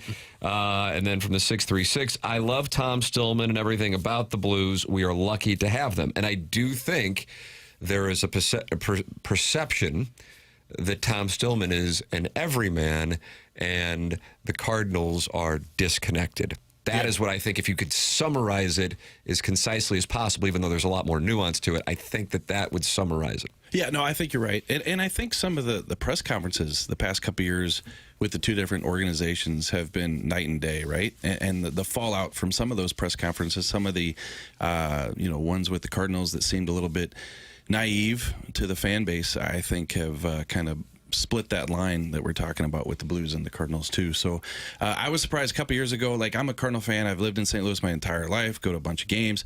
But a couple years ago, what was it, COVID? They kind of overcame some challenges and made the playoffs. And I just tweeted, hey, congrats to the Cardinals to make the playoffs. And, tough year to do it. And just, I was astounded at the replies. Hey, don't give them credit. They don't do this and that. So there is definitely a distinct view of the two organizations. What makes you sadder, JR? A disappointing season or driving home after the game and ending up at Imperial? Oh, gosh. Those Also, what coach would you most like to hike Sedona with? Doug, that's from Chairman Steve and Damon. No, there are other people there. Am I supposed to laugh at that? Oh my gosh. That is a little close to home. Yeah, not anymore. Hey, so, Chairman, you would last night the drive home, 1:30 in the morning to the Imperial. I passed the Imperial Lounge and a couple deer in the road, and I was dozing off. So, ever hit a deer? Oh yeah, plenty. Yeah, Plenty. That'll get you some good venison to get you through the winter. Yeah, so we did make it to Imperial, and the coach that I'd like to hike Sedona with would be Craig Berube. That's a nice play. Yeah, might be available. Yeah. Soon you can do that. JR, cousin Nick, who's from Minneapolis, listens in Atlanta now, said, ask JR, any chance Snuggerud could get traded to Minnesota? I'm going to say, can I say 0? Is this a personal text that you just cousin got? You were Nick. looking at your Cousin phone. Nick would like, he followed Jimmy Snuggerud during his career as a youngster, and he would like Snugs on the Minnesota Wild. Yeah, they had their chance, and they didn't take him in the draft. I know when I wrote that story about him yesterday, there were some Wild fans in the chat room saying that how did the Wild pass up on him? But no, what a bright future. He gets 2 more last night. He gets that 20-goal plateau, hits 21. Great full rookie season for Jimmy Snipes, and he is going nowhere. Where was he picked? How deep in the first round did he get Was picked? he 22-ish? Really? Yeah, somewhere there. It is funny, the fans that come out of the woodwork, it's very clear who their team is. Chris Pronger, I don't know if you've heard, Jerry, he's written a book. He did? And he's been making the rounds. And I had something last night on Fox 2, and then there was a clip or whatever. And somebody below the comments just said, like, he's a loser player. His book sucks. He sucks. And I look, and the guy is a diehard Edmonton Oilers fan and is still a little bitter about the exit 20 years later. Yeah, it's funny. So he and I talked about doing something on the book, and I said, hey, why don't we just run an excerpt in The Athletic? And there's a lot of behind the scenes that you have to do. Like, we were on the line with his PR lady and the New York Times, and you have to get authorization, so on and so forth. And, you know, it's kind of a process. And the reason I tell you is Chris called a few days ago, and he said, I see which chapter you picked, the Edmonton Oilers. You know, under the influence chapter. So, you know, I can't wait to read the book, and I can see, though, why the Edmonton fans would be in the comment section there. When the Blues games are over, do you always stop at the Imperial Lounge on the way home? Well, it's been shuttered for a few years. Oh, that's a shame. The chairman no longer kept it in business, so... Serving a lot of purple Hooters.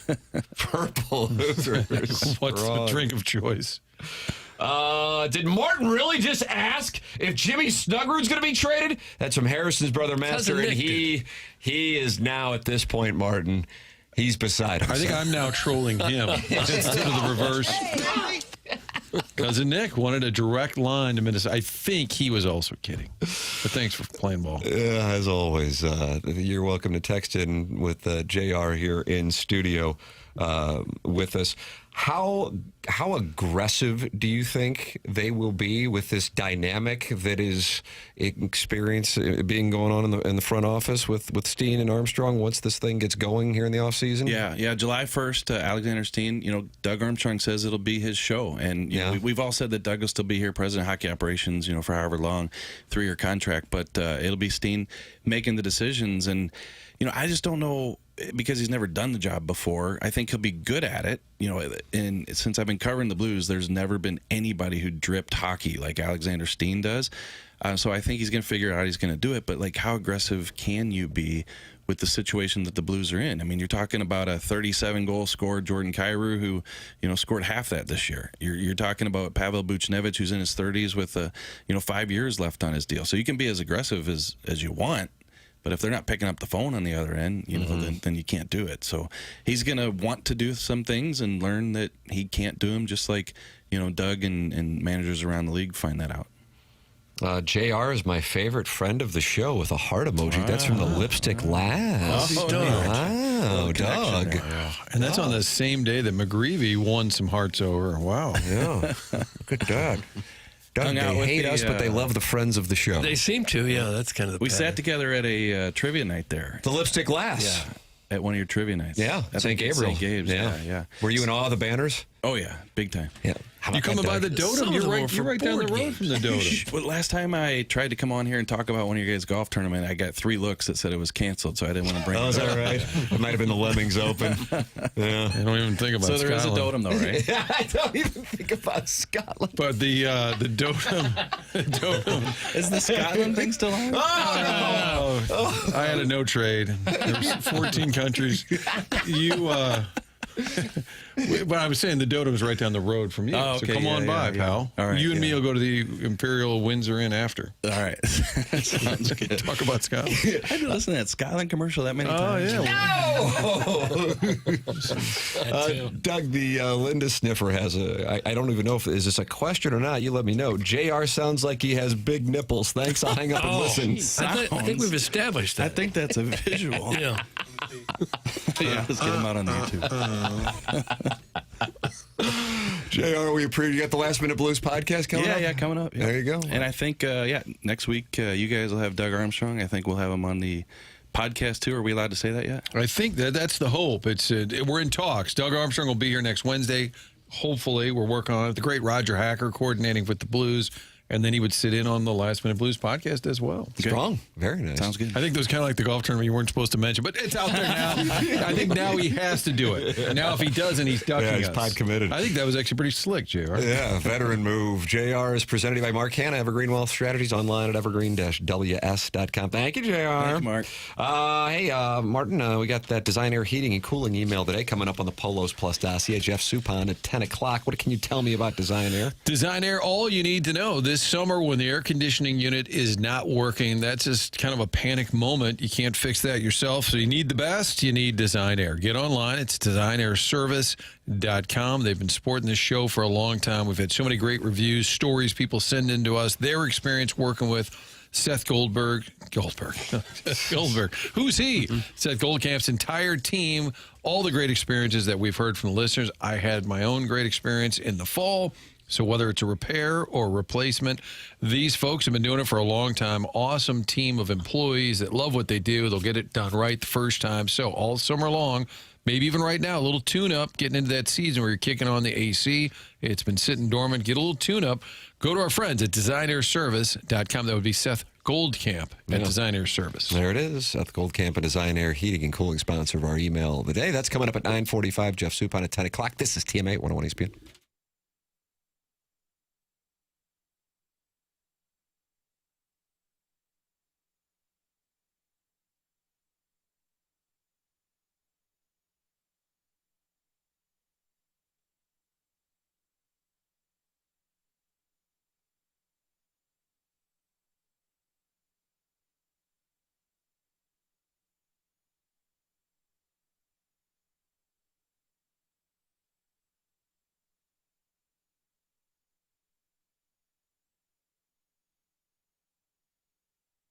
Universal Windows Direct is making the decision to upgrade your home easy with their buy 2 windows, get 2 free offer. Plus, there's no limit.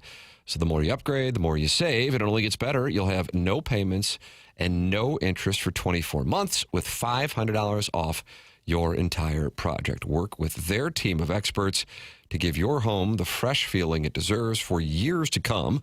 Call 314-334-2522 or visit universalwindowsdirect.com to schedule your free estimate today. It is springtime. Fresh air, fresh start, fresh feeling, and with the spring weather, this is the time to capitalize on a fresh start. Old drafty windows don't keep that fresh start feeling very long. Buy 2 windows, you get 2 free. 24 months with no payments and no interest. $500 of your entire home improvement project. Super Spacer technology and its benefits from Universal Windows Direct. Call 314-334-2522. Or visit universalwindowsdirect.com to schedule your free estimate today. And like me, you'll be saying, I love my windows.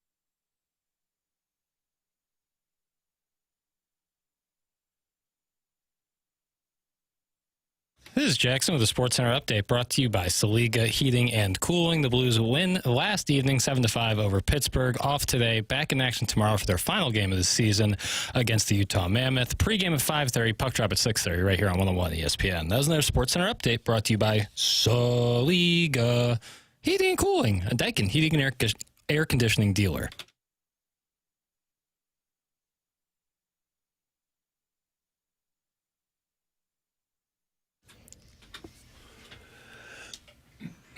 Puck. Jay. And then Roger. Doug Roger is the auto-tune guy. Right here. Is that right? Yeah, Roger's his name. How do you know Roger? He had a jam in the 1980s called I Want to Be Your Man, and he did the same gig here. Okay. It's TMA 101 ESPN shows presented by Brown and Crouppen. We're in the Marquand Evergreen Wealth Strategies 9 o'clock hour. Tim McKernan, Doug Vaughn, Martin Kilcoyne with you. Jackson Burkett is on the ones and twos. Chairman Kurt filters phone calls and emails. You can email in for the Design, Air, Heating, and Cooling email today, which is coming your way here in about a half hour. Jeff Suppan on the Polos Plus dossier. That's coming your way at 10 o'clock. There you have now been briefed. And the Dotem's coming your way on Friday, May 15th at Oak Valley Golf Course and Resort, presented by Cutwater Canned Cocktails. Get your foursome together to join Martin, Doug, Jackson, and myself for a day out on the course, including breakfast from Donut Drive-In. That's just included. Lunch from Lee's Famous Recipe Chicken. That's just included. An after party with food from Texas Roadhouse. That's just included. All your Cutwater Canned Cocktails and AB beer and seltzers. That's just included. The 100 West Dental closest to the pin competition. That's just included. And the Evergreen Wealth Strategies longest drive competition. That's just included. Register this Friday morning at 8 a.m. with a portion of the proceeds benefiting Birdies for Bipolar. Find all the Dotem information now at 101ESPN.com. You can register on Friday at 8 a.m. It's the Dotem, a tradition unlike any other. Gosh, it is. It is very dramatic. You can almost hear the Augusta Masters type music playing at the Dodo. Thank you for saying that. J.J. Wetherholt with a monster game last night in the Cardinal win. Mike McGreevy with us earlier in the program, and he was on the mound when Wetherholt made that catch.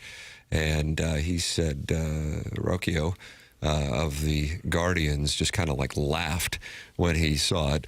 And McGreevy was apologetic because he's like, yeah, you got me. Bad pitch. You raked it. But Wetherholt robbed him. And Wetherholt had 2 home runs. Ken Rosenthal on his podcast, Foul Territory, says the Cardinals and Wetherholt have had extension conversations.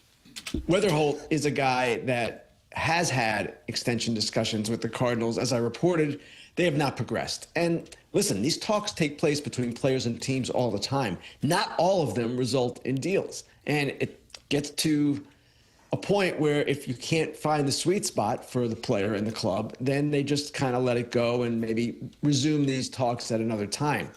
As for the player himself, he's a really interesting guy to me because he was undrafted out of high school.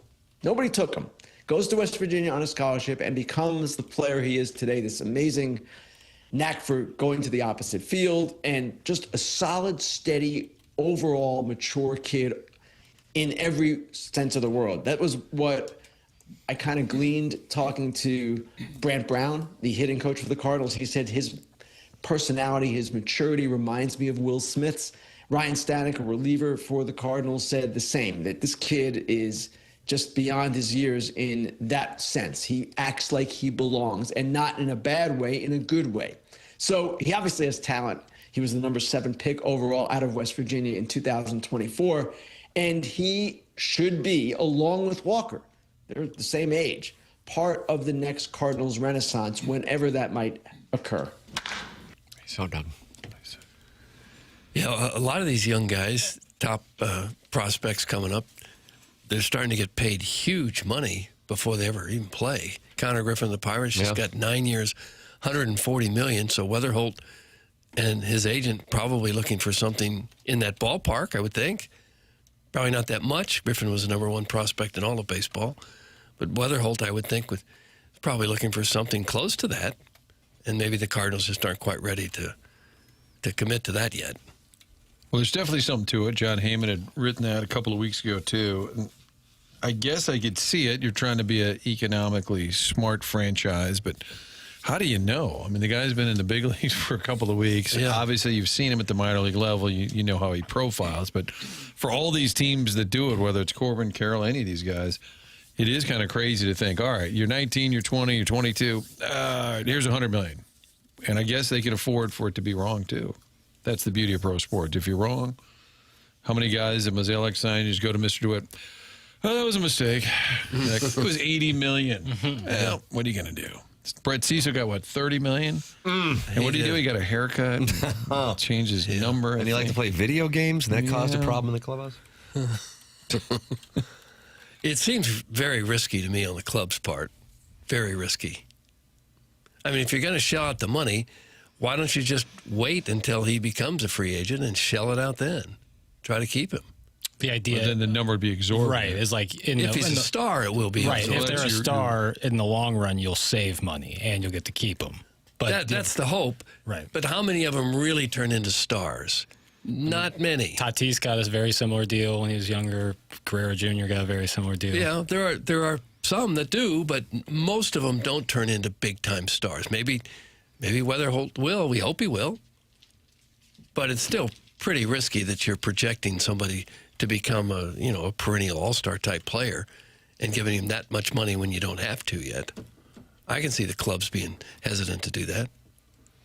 Down on the farm, some of the guys that Wetherholt was playing with just a few months ago are continuing to have some success. The Memphis Redbirds have won 75% of their games, Doug, 12-4. Hunter Dobbins got the ball last night and threw 5 innings and allowed just 1 earned run while striking out 4 and allowing 3 hits. So they are 12-4 on the year. Some offensive news and notes. Jimmy Crooks continues to rake 1 for 2 last night with a run scored, and his OPS is at 1,006. Blaze Jordan 1 for 3 with a run scored. His OPS 1,056. And the Memphis Redbirds are playing some good ball. Nelson Velasquez update. He had a hit last night. His OPS is at 600. His batting average at 184. That was the controversy of the days leading up to the opener, if you may recall. Yeah. Yeah, and 7 for 38 on the year with 1 home run. Crooks and Jordan both have 4 home runs, too. And about 40, 45, 50 at-bats. So there's 2 more guys we may see up here. Especially Crooks. I would think if you got a big hitting catcher, that's really a bonus for the lineup. So offensive numbers from the catching position have not been outstanding. Well, I know they want Herrera wants to catch. They want to give him that opportunity, but it seems exclusive. He's McGreevy's guy. He catches when McGreevy pitches and when Palante starts. Other than that, it's Pies, because it seems if you were going to do Crooks at some point, the position that would open up would have to be Pies. Because Pozo's a bench guy who can hit and could play catcher if you need him, but Herrera's not going anywhere. If you're going to bring up Crooks, that means that you're probably cutting bait on Pies. Bring him up, it gets us closer to 9 catchers. Which is the name of a hit song from Chairman Kurt. Mike McGreevy was with us in our 7 o'clock hour. Jeremy Rutherford in our 8 o'clock hour. Jeff Suppan coming up in the 10 o'clock hour. You can always podcast the show via the Schaefer Door Company podcast. Doug, can you tell us about Jason Gosrow and Schaefer Door Company? Well, they'll get your garage door fixed up toot sweet. If you got a problem with your garage doors, I've had in the past, you call Schaefer Door and they get right out there. They actually have a special Monday morning standby service for doors that break over the weekend, but any day of the week, they'll get out and get you fixed up. They service all kinds of garage doors, and they do new installs with LiftMaster. LiftMaster garage door openers are strong, quiet, and they are versatile. Maybe you run a business, have a warehouse with big, tall doors. Schaefer is experienced in those types of jobs as well. They can handle absolutely anything you can throw at them with a garage door issue. And the business has multiple family members that have been working there. They're big enough to handle any job, small enough that you talk with a real person. When you give them a little jingle, and their service techs are not commission-based, which is nice. You're saying, okay, what's the website? How do I get in touch with these fine people? Here it is. SchaeferDoor.com. That's Schaefer with 1 F. SCHAEFER door.com, or you can call or text 636-782-3608. Fantastic people to work with. Jason Gosrow has a great staff. Schaefer Door is a LiftMaster partner. SchaeferDoor.com, sponsor the podcast here on TMA 101 ESPN and the TMA STL YouTube channel.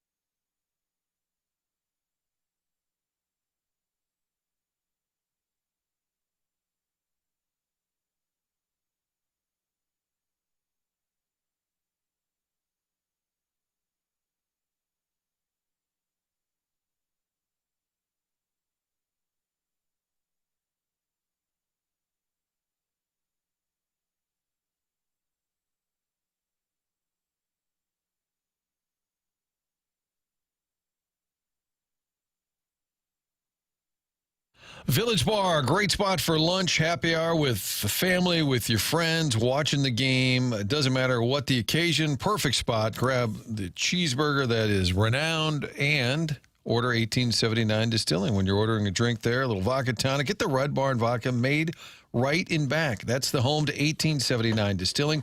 And they have the general store. That's the blue building connected to Village Bar, just there on the east side of it all, facing Manchester, the general store. They're going to open that up soon, not just on the Saturday tastings. They've been doing that noon to 5 on Saturdays where you can sample the 1879 products, but it's also a little speakeasy, beautiful old school wooden bar there, and they also have a gift shop, all things Village Bar, and some 1879 materials that you can buy there. A little patio in front. We're going to open that thing up real soon with all the great weather. And you can find out more about the great products at 1879distilling.com. That's the website with the history, how it all started, an homage to the German distilling days. On top of all that, the barn out back, the general store, you've got the village. You know all about that. The perfect spot to meet your friends and hang out.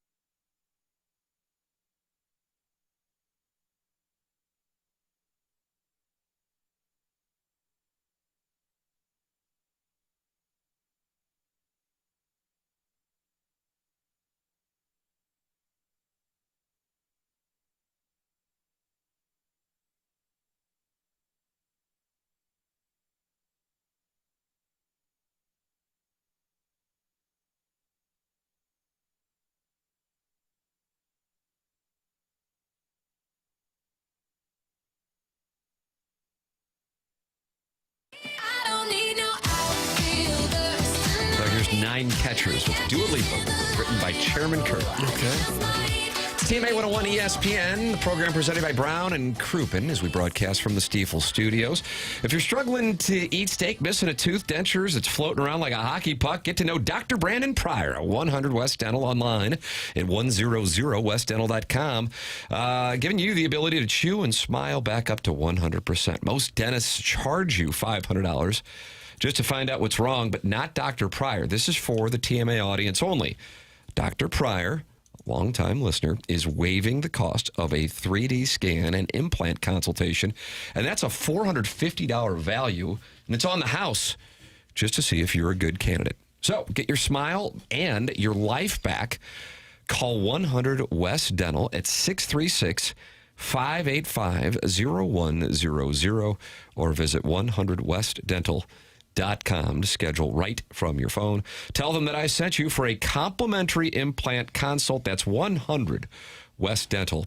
On the Polos Plus dossier, we have the Design, Air, Heating, and Cooling email today coming up in about 10-15 minutes, so you can email in the morning after at InsideSTL.com. Chairman Kurt filtering the emails. Last night, Doug, Diana Russini, formerly of The Athletic, resigned her position. Initially, The Athletic came to her defense with the editors saying that they spoke with her and they are confident that these allegations are false. Mike Vrabel said that the allegations were laughable, but now The Athletic has conducted an investigation, and Diana Russini has resigned her position. She posted her resignation letter on Twitter last night, and she did not say that the allegations were accurate, but she said that the distraction was becoming too much for everyone, and her contract was up on June 30th, and so she is going to resign before that drop-dead date. Yeah. I don't know what did or didn't happen, but if I were her, I would be more adamant in my defense. I read her resignation letter, and it just kind of it alludes to the noise that's out there, but also spends a lot of time talking about her career and the things she has been able to accomplish, which is all great. But I would attack the claims head on. I would be more direct about it. I don't know what happened, and I feel terrible for her if it's all falsehoods. Yeah. But I would always say, come out strong against whatever is being inaccurately said about you. We have been in the midst of things, and then you're told you can't talk. And so it's a weird spot. And this is going back, I don't know, I can't speak for your guys in television situations. And so it's a weird spot. It's the proverbial elephant in the room kind of thing. I think probably the most famous one that I personally dealt with was, even though, whatever, it's neither here nor there, I wasn't on the show, but Inside STL was brokering time from a gentleman by the name of Bert Kaufman, who owned WGNU Radio. He has since passed. He was a really good man, and really his willingness to work with us was critical in this show continuing. And Jack Clark said, quote, "I know for a fact that Albert Pujols did steroids," and then that became a whole thing. And obviously people wanted to hear reactions on it, but when that's going on, you're specifically told by attorneys, insurance companies, you jeopardize your insurance policy, you put yourself at further risk by coming out against it and giving context. And so when these things happen, because I lived through that, I tend to perhaps default to there's so much more that we don't know, because I knew specifically in that situation there was so much more that was out there, but I was instructed by both counsel and a variety of people involved in it, don't say anything. You know what the truth is, and the truth is on your side, and so you just got to sit there and eat crap in the public. Now, with that said, that was something where I was in a position where, by definition, I was in the management of it. In this case, either you're guilty or you're not. And so I don't, if somebody accused me of, cheating on my wife and it was false, I'm guns blazing, and I kind of don't really care what the risk is on, because that's a different deal, an insurance policy, and you got other people who are employees, and so you got to manage that as well. This is my life, this is my family, and so it's a different situation. But at the same time, I know this. I know we don't know. And then I also know it's a titillating topic, and so you have a number of people who are capitalizing on it because it's going to be instant offense as far as clicks and content. So I don't know. I was just surprised, Martin, like you, though, that it wasn't more definitive with the statement, which you can read on her Twitter account. Yeah, she wrote the editor, her boss, I guess, at The Athletic, and in the letter it said, you and I have already publicly addressed the attacks against me and I have nothing to add publicly to what we have said. I have covered the NFL with professionalism and dedication throughout my career, and this is when I start dozing off saying, it doesn't matter. Doesn't matter who you are. You could be Walter Cronkite. It doesn't matter. And no, Walter Cronkite was not seen with Mike Vrabel. But I'm saying your resume at this moment is not really the issue. It's that specific moment that people are claiming something was going on. That's what you need to be more head on. And actually, I'd be furious and say, I built my whole career. Say that. I built my whole career journalistically with dedication to my craft. And that's why I'm appalled, and I did not do XXX, whatever people have said. And I'm going to start suing everybody. Come out strong. Don't you think she would have said that if there was nothing to it? That's the concern, I guess, And then on the Vrabel side of things, theoretically, with the pre-draft coming up, he would be the one that would be speaking. But they had the vice president of player personnel talk about it a couple days ago, and so he has not spoken outside of the statement, saying that it is laughable. Papers, we have a clip here of podcast. What's the name of the podcast? You have it in the dossier. I just don't have it in the dossier. Sportscast. Thank you very much. Asking the question of why this is such a big deal versus, say, Adam Schefter. You remember those emails in which he was asking the Washington GM if the story looked right before he posted it. Here is this podcast, The Sports Gossip. My question with the whole coverage of this is, how is Diana Russini interlocking fingers with Mike Vrabel different from Adam Schefter sending an email to a former team president with a full draft of an unpublished story and saying, Mr. Editor, are there any changes you'd like me to make? Right. So the way that this is being talked about is Adam Schefter still has a job.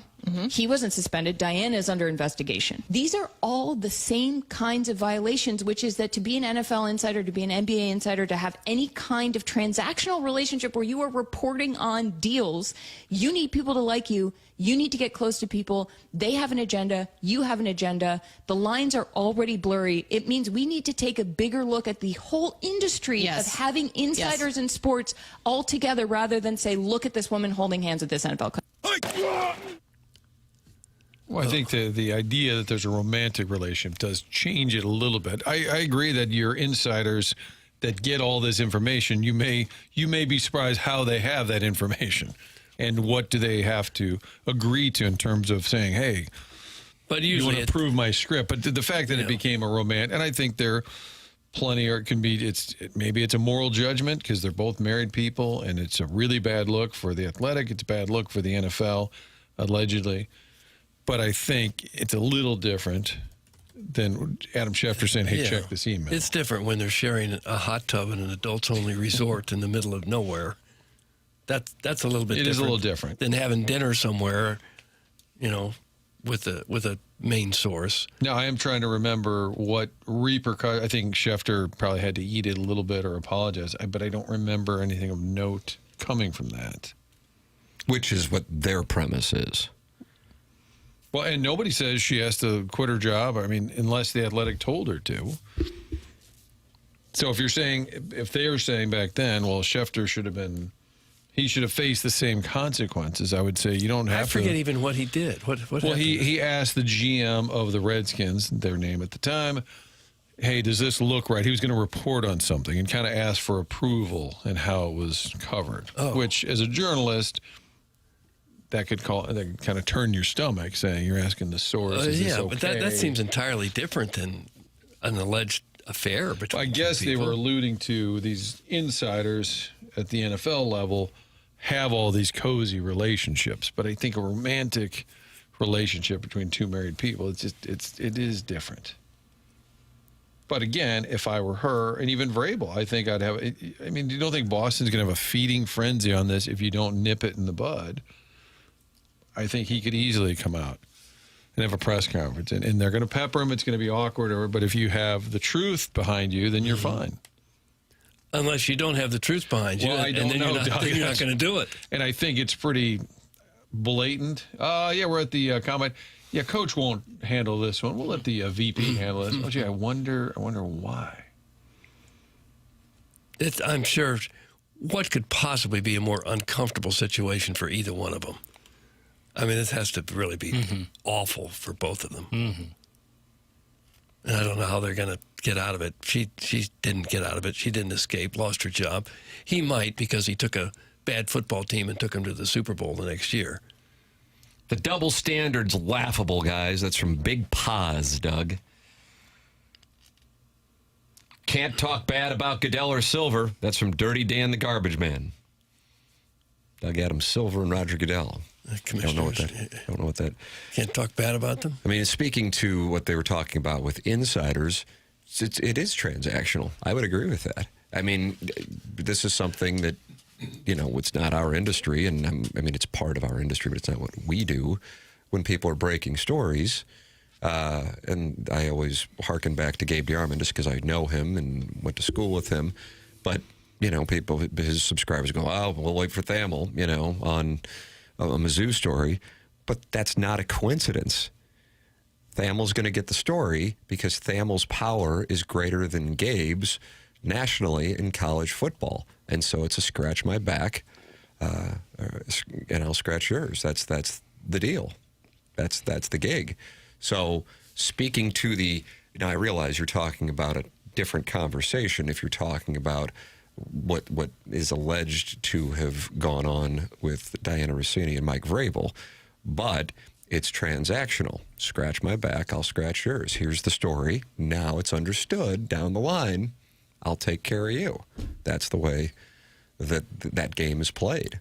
Yeah. And I guess it strikes me as obvious because it's what we do, but maybe it isn't as obvious for those who either read or watch. And if you follow a lot of the NFL pundits, they promote and talk up a lot of great assistants.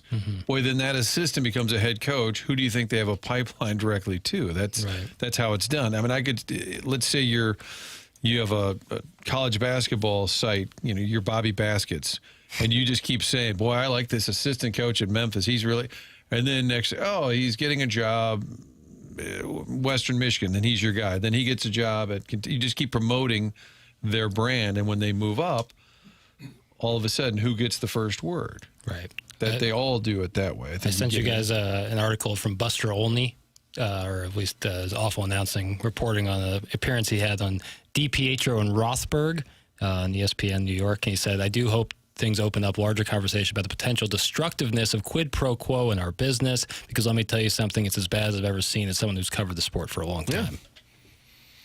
Yeah. And I think the women, the audio you played, are kind of alluding to how these relationships kind of are carved out. And I think that's probably a good discussion to have. Yeah. I don't know if Schefter and Russini are exactly a good comp. Right, but a greater conversation about the quid pro quo nature. That was Madeline Hill and Charlotte Wilder of the Sports Gossip Experts. Okay. She goes by Lottie. Lottie? Mm-hmm. Okay. And she's a sports gossip expert. Yeah, she was on Meadowlark for a long time. Meadowlark Lemon. Meadowlark Media, Dan Lebitard. Oh. John Skipper. Yeah. God, it's hard to keep up. If we can't get any drops, then we'll just do them ourselves. That's from Kitty Bates. Is that right? It's going to be an uprising? Some sort of coup? They're going to show up here and just start playing drops. Who listens to a radio show just for I'm the sure drops? The police will love that. Why don't you put out an app, Jackson? Just drops. I have never heard of your team. There you go. Okay. That's not how you become an insider, Doug. No. Yeah. In our discussion there, I should have been dropping in, Francesa drops. We were at Mequon, Wisconsin. Rams training camp was up there. Summer, Doug was at 2008. The summer up there. Jay Glazer walks in, Fox Sports, and he was big then, but not as big as he is now. And he walks in the weight room, starts lifting weights. And I said to the old PR guy, Rick Smith, I said, wow, the media just gets to go in and lift weights with the players. He goes, he's been buddies with Linehan for a while, and now, Scott's got the gig, so he's in. And I'm like, really? Kind of how it works. You ever done that, Doug? You ever hop in and just start lifting weights with the fellas? Not yet. Okay, not yet. Yeah, it could still happen. Spring training. Hey, McGreevy, spot me real quick. Isn't it kind of thumbing your nose at all the other reporters? Yeah, you just kind of like settle in and thinking you're part of the team. Yeah. But then the question becomes, and that's why it is a great discussion, it would be a good panel, journalistic panel. Okay, then what happens if your source does something bad or is a terrible coach, or when can you kind of step off that favoritism line and start critiquing or openly, honestly reporting on things if you're sort of being taken care of. That's the issue. I think the NFL, to me, it seems like the NFL is the most egregious in this. Yeah. What happens if you align yourself with some coach and promote him as a media guy, and the coach never amounts to anything? Do you just wind up living in Pocatello, Idaho, working for the Pocatello Tatler the rest of your career? Ooh, the Tatler. The Tatler. I'm sure that's probably happened. I mean, for every journalist who got tight with a Scott Linehan and then is lifting weights with the Rams, there's probably one who got tight with another coach who never went anywhere. Never got to lift those weights. Mm-hmm. You can text in 314-399-9646. You can talk it over in the Michelob Ultra YouTube chat, and then call in as well, like Virginia did, or as Doug calls her, Ginny Gin. 314-974-0101. And then you also have the Air Comfort Service text inbox, 314-399-9646. This text coming in, planes in the air spraying yesterday, clouds everywhere today. Coincidence? I think not. Doug, that comes from old people's Facebook statuses. Oh, they're saying the contrails have caused the clouds from today that we're seeing? Now that's some real reporting. Uh-huh. I'm a fan of old people's Facebook statuses texts that come in sporadically on the program. Yeah, not often enough. Yeah, amen. You can email in. Got the Design, Air, Heating, and Cooling email of the day coming up. Jeff Suppan coming up on the program as well. It's TMA 101 ESPN.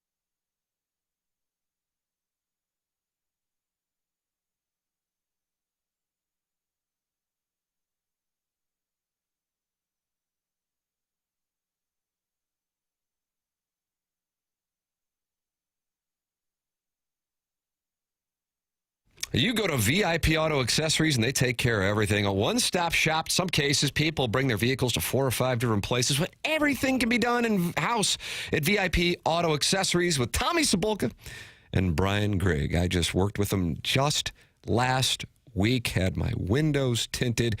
Super easy. Got the car back in one day. They have 4 departments under one roof: commercial upfits, graphic solutions, hail repair and touch-up, and aftermarket. If it can be done, VIP Auto Accessories can probably do it. They have a wide variety of customers, mostly local, but also people from all around the country. They have a sports owner, a Florida Keys resident, with 2 vehicles who comes in and gets his work done at VIP Auto Accessories. They do commercial fleets, police cars, and much, much more. For all your commercial vehicle upfit needs, ask for Tommy Cibulka. And for all your aftermarket vehicle accessories needs, ask for Brian Grigg and tell him that TMA sent you. Go to VIPAutoaccessories.com. That's VIPAutoaccessories.com.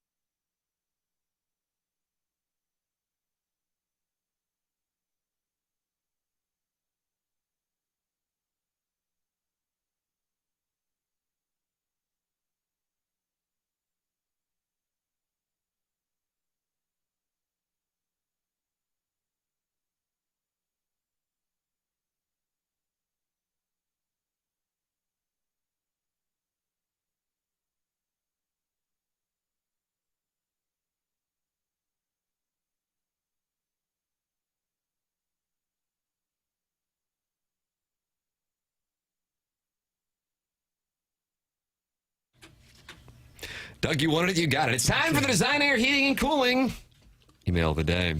It's refreshing to see rich white women, and it's refreshing to see this young Cardinal squad get so fired up during these come-from-behind wins. Everybody head on down to today's Busman Special, DBA Infidelity Special, sponsored by that divorce lawyer who has the giant signs that greets everyone when you fly into Lambert. I know what he's talking about. Doug, you go down the escalator. Right there. We got the 2 baggage carousels. Right. Hey, welcome to St. LaGuardia Louis. has, right? LaGuardia has 2 baggage carousels. Looking to get divorced? Welcome to St. Louis. Welcome back, Martin. Here's what you missed yesterday while you were hanging out with Tim's Aunt Kathy. Libby Jack paid tribute to the 1998 Cardinals by playing music from 1998. Doug requested Back That Ass Up by Juvenile. They spent most of the 7 and 8 o'clock hours discussing backwards caps, snapbacks versus fitted. Big Paz thinks it's hot when he sees a pog wearing a snapback. Kurt with a C called back in to flirt with Jackson some more and express confusion why his complimenting Jackson's appearance led to talk about him wanting to have gay sex. Kurt with a C left conveniently out how he spent the bulk of his previous call doing a live read for an all-male nude resort and then inviting all of you to come get naked with him. And that Doug, was misinterpreted. Yeah, if we were sharper, we might have called attention to that. But that's why Buck Swope is the best in the business. Right. Keep up the great work on all the sick cuts, Chairman Kurt. F the haters on the TMA subreddit. The only thing sadder than that place is the bizarro YouTube chat with the guy having a conversation with himself about why we're not talking enough about the mathematically eliminated hockey team. Doug, that's from Buck Swope, DBA, the Recess Ladies Breast. Buck Swope.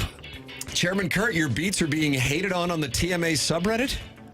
I haven't swum in that pool for Swam or swum, Doug? I haven't swam. I haven't swum. I would just say I haven't gone into that pool, maybe, to avoid having to pick swam or swum. I haven't gone into that pool lately. Okay, that's better. There you go. Okay.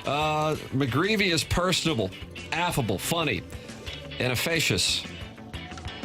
A real 5-tool radio personality, unlike Doug, who's just a tool radio personality.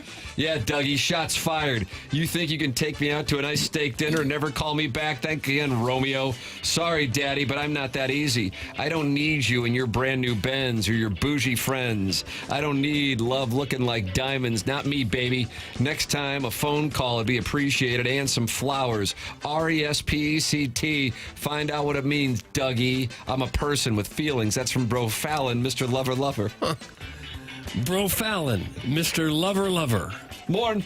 Last week, Jackson's TV segment breakdown of the Peens on the new Dragon show was nice. Have a good one. That's from Joey Vitale's Orange Scully. Joey Vitale's Orange Scully. If I'm buying stock, I'm buying the stock TIM because once again, he is outperforming expectations. But this email's about getting wet. The Crestwood Elementary 50-year grade school anniversary was absolutely lit. We played 18 at Palm Creek, and the weather was perfect. Perfect for hammering Arnold Palmer's, that is. As it often happens, one thing led to another, and we ended up at the Imperial Lounge. All of a sudden, our chess club president ends up on stage, khakis draped around his ankles. Okay. The manager was furious. Amateur night Sundays, get down from there, pretty boy. My grade school chum's response, I don't get out often. Time for me to show off my hog. Oh! Next thing I know, we were all, nope. Doug, that's from Hugh, and then his last name is Junk. Kevin Miller. I recognize the writing style.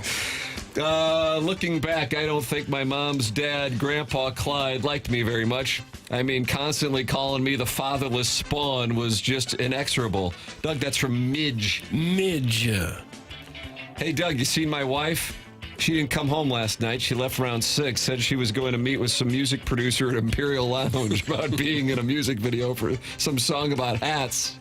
We recently had to cancel our health insurance due to what some are calling a finances issue, so I thought the $30 Craigslist ad offered might come in handy, especially since she keeps talking about wanting to take some of the fat from her hips and put it in her lips.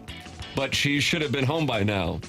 I've seen the Lou Pearlman doc. I know how these things go. That's from the incel at the other end of the couch. Incel, other end of the couch. And finally, I know for a fact Channel 4's Doug Vaughn took rhino pills.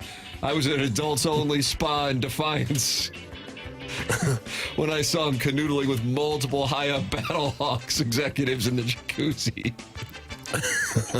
I couldn't hear enough of the conversation over the sound of the bubbles, but I believe he was offering hand play and exchanger's scoops on who the harder quarterback All right, will be. that's enough. Who was it, Tim? That's from a guy that was just standing right next to you 5 days ago, the poor film student. Poor film student just got himself suspended.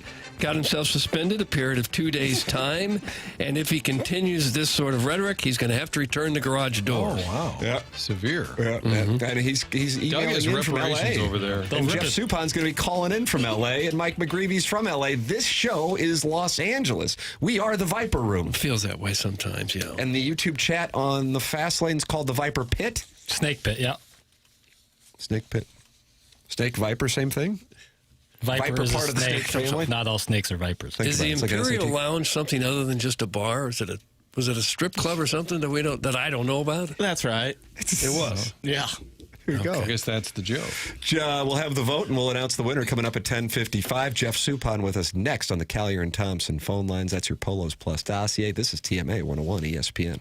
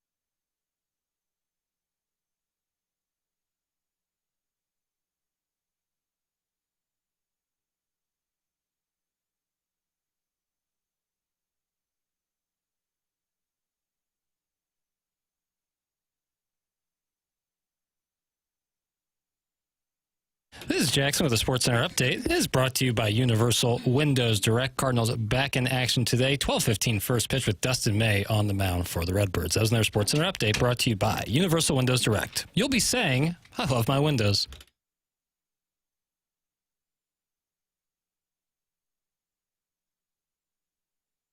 Welcome back this morning after 101 ESPN, TMASTL YouTube channel. Tim McKernan, Doug Vaughn, Martin Kilcoyne with you from the Stiefel Studios in our Design Air Heating and Cooling 10 o'clock hour. Earlier in the program, joined by Mike McGreevy, then by Jeremy Rutherford, and now on the Polos Plus dossier. It is our pleasure to welcome to the program on the Collier and Thompson phone lines, friend of the show, Jeff Suppan with us here on TMA. Soup is back. Unbelievable. Well, sure. Yeah, how about that? Morning, Soup. Are we actually doing this? I mean, you know, I have a busy schedule in the morning, okay? And I just dominated another drop-off, okay? Dominated. Another drop-off, dominated, pure perfection. Done. And, yeah, and so I was locked in. I was getting coffee, and I get a text. I'm not going to say who it was from, but it was unbelievable that you guys were 10 minutes late. Oh, wow. This guy, he's got a full slate, Tim. Probably doing, well, really nothing till car pickup later today, if I had to guess. Full. And you didn't see the press release? No. I mean, I hope they put it out there, but I'm also known as Jeff Suppan, a.k.a. the Unknown DJ. Yes, he is. The Unknown DJ, Doug. And there's only two of us in this world, okay? And I want to give a shout-out to your listener, who is also known as the Unknown DJ. Now, I just want to give your listeners just a foundation, okay? You know, when I grew up, and I'm sure you guys were all almost the same age, holy moly, there's a guy walking across the street. Go ahead, sir. He's directing traffic. Next time. God bless you. Boy, you are dominating this. I mean, what a moron. Clip that off. Clip that off, Doug. Why did you yell? I'm live on St. Louis radio, okay? Yes. I should have. I was in the middle of a story, and the guy's walking across the street. But, you know, when we grew up, you know, we used to build forts. You know what I mean? Sure. Like, you know, it didn't matter. You know, just like build. And I was like, you know, I was into it, right? So, and one of the forts I built, it was basically, I was a DJ. This is no word of a lie, by the way. And I basically made, and my first tape I ever had, okay, was Purple Rain by Prince. And I used to play that on this little recorder deal, and I was the Unknown DJ. And it was KDLY. That was our station. Nice. Purple So Rain. this is like this comes from. There's a reason behind it. But anyway, Doug, Tim, Martin, how are you guys? Good. Wonderful to talk to you. You're absolutely fine. So I made a reference last week. Michael McGreevy, he's a young pitcher for the Cardinals, and I said he just kind of reminds me of Suppan, and you know, I said maybe he's got a higher ceiling. Very offensive to you, but I'm just saying when he's a young guy, you don't know. You had an awesome career, and somebody wrote in and said, Martin, you're high. And I said, okay, Soup's Army is out there. But then I'm thinking, you know what, there's even more there. He's Southern California. He's not throwing 100, 101, but he's just a really effective, smart guy. And I thought these two kind of remind me a little bit of each other. And then it turns out you know each other. I do know. Good dude. And it was hilarious. So I meet him and we're talking. And so I didn't know he was playing in St. Louis, and he never knew that I played in St. Louis. And it was hilarious. Yeah, it was beautiful. And but you know what, though? I mean, seriously, Martin, anyone can throw 101. I mean, can you pitch 89 to 92? I mean, can you go out and do it? I mean, throwing 100 is easy. Okay? I mean, you have nothing to think about. Okay, where am I going? I'm going to go a little bit higher on this one, and then I'm going to throw all sliders, right? That's how they pitch at 101, right? They throw 101, but they throw all sliders. But if you could throw 89 to 90, I mean, the world's your oyster. I mean, you could throw any pitch you want. See, he chose. So you chose to throw a little less velocity. I will say this: it was not an important thing. I wanted to throw hard for sure. Are you kidding me? But I mean, I could throw 95 when I was 20 years old. I could throw it out of the bullpen for sure.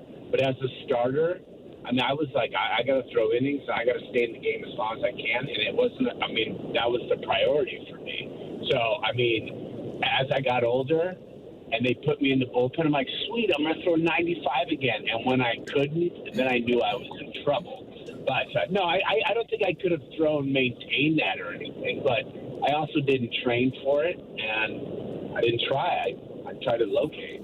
Do you think now you'll follow McGreevy's career a little? I'm not saying you're locked in on all things Cardinals, but keep an eye on his career moving forward. Oh, for sure. I mean, after we met and talked, and I root for him as a good dude. I ended up sitting. I saw him this year at the writers deal there, the writers dinner, and it was good. I enjoy people. I enjoy watching people pitch like I pitched. You know what I mean? Like it's when I was coaching in the minor leagues, we had to call the first inning. We had to call to help I was coaching rookie ball, so help the starter and the catchers kind of learn how to pitch first inning, blah blah blah.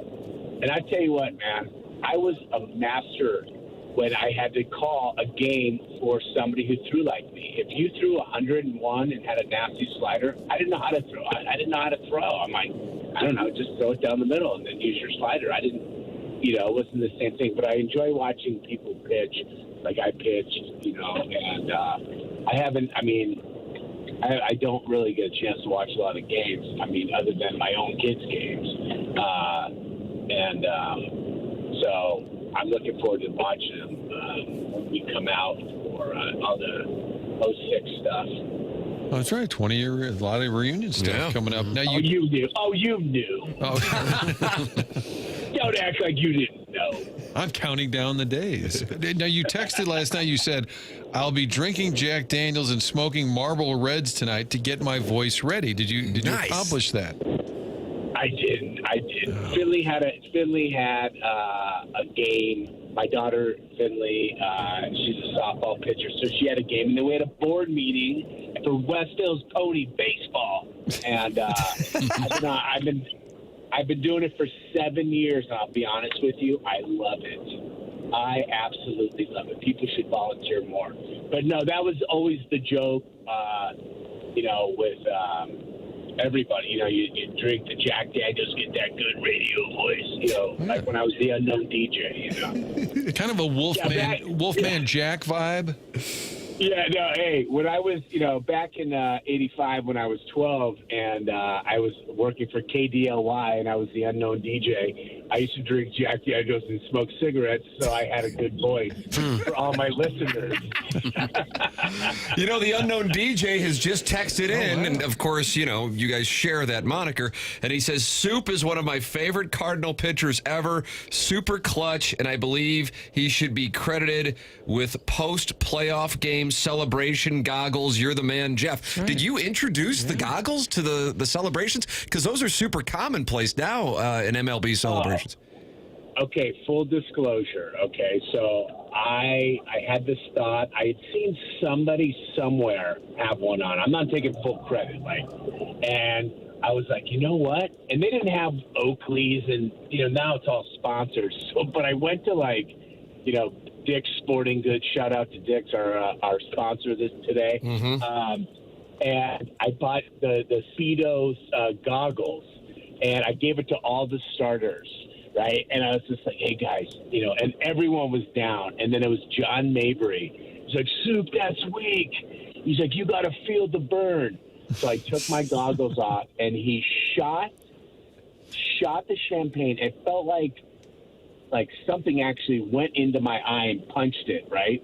And the next day I was still taking out champagne. But yes, I introduced the goggles. And in St. Louis, and then the trend went on, and I get no credit. So I appreciate you, unknown DJ, recognizing my contribution.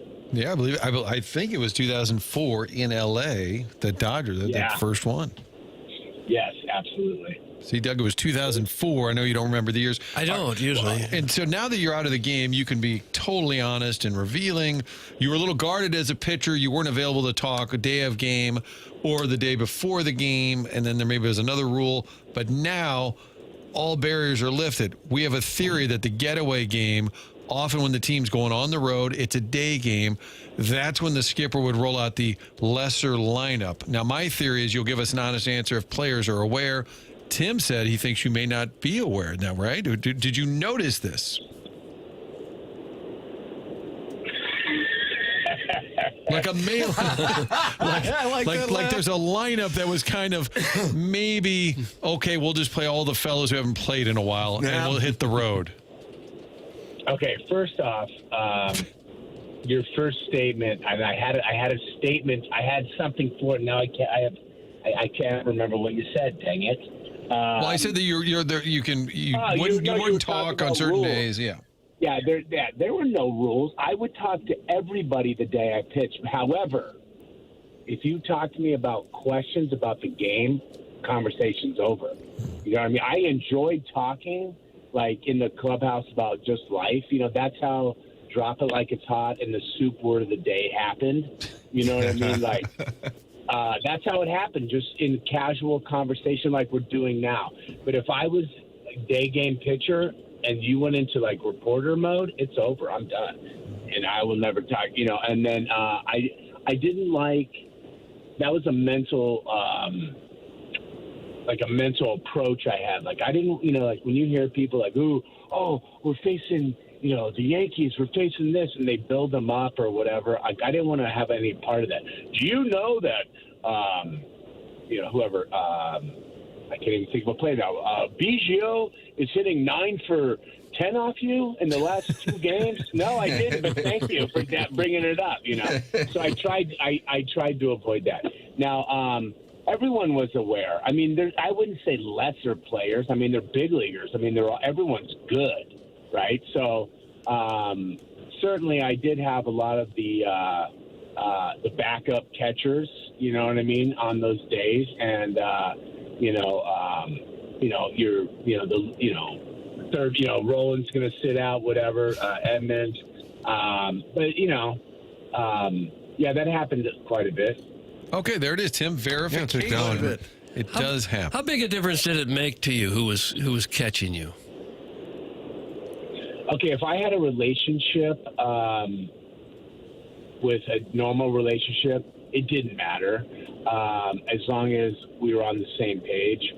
There were times like when I didn't have a guy like that, and it was a lot of work for me. But it was funny. One year, Carp said to me, "Oh, you get so and so because you're the only one who won't complain." Okay, and I was like, you know what, you're right. I called my whole game. From the mound. I mean, like, look, I'm not trying to insult, you know, anyone or whatever, but he wasn't truly a catcher, and he was, you know, like the extra guy and caught, and so I had to call every pitch from the mound when he would catch me, and I was exhausted mentally and physically after the game. Not naming any names, of course. No, Cody McKay. I love the guy. Oh, my. He wasn't a catcher. Right. I mean, he caught, you know, but he was always like an extra catcher, right? And so, but he was more of like first baseman. He was a good dude. I mean, I'm just saying he wasn't like, you know, catching. Like he wasn't Mike Matheny. You know, you tell me Mike Matheny or Cody. You know what I mean? Like, I love Cody. I'm not insulting him at all. I mean, I'm just saying. He was put in a tough spot. Yeah, he was put in a tough spot. Totally. Did you ever go to Tony or Dunk and say, what's the deal? Why me and him? Oh wait, I got a more important call coming in. Oh, gosh. Oh, wait, no, I'm sorry. It's spam. It's spam. Sorry. Spam is more important than this call. Well, you immediately said more important. You didn't say I have a call coming. You immediately decided it was more important. Gosh. Did I ever go to Dunkin' what? Jackson, can Jeff Suppan borrow some of that ADD medicine that you're not taking? Yeah, Is that you went possible? to Dunkin' Donuts. Yeah. Yes. No. Did you ever go to? I went to Coffee Bean today.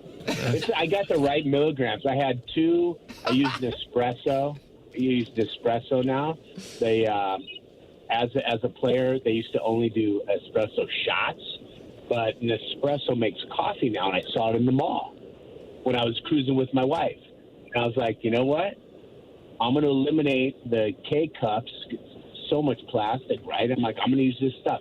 So I had 2 of those, and then I just got Coffee Bean. Usually I go to McDonald's, but because I was on your show, I try to go with a higher-end coffee. Oh, wow. Okay. Yeah. I mean, 'cause I didn't know if we were Zooming or we were, doing radio. But anyway, I don't have ADD. Clearly not.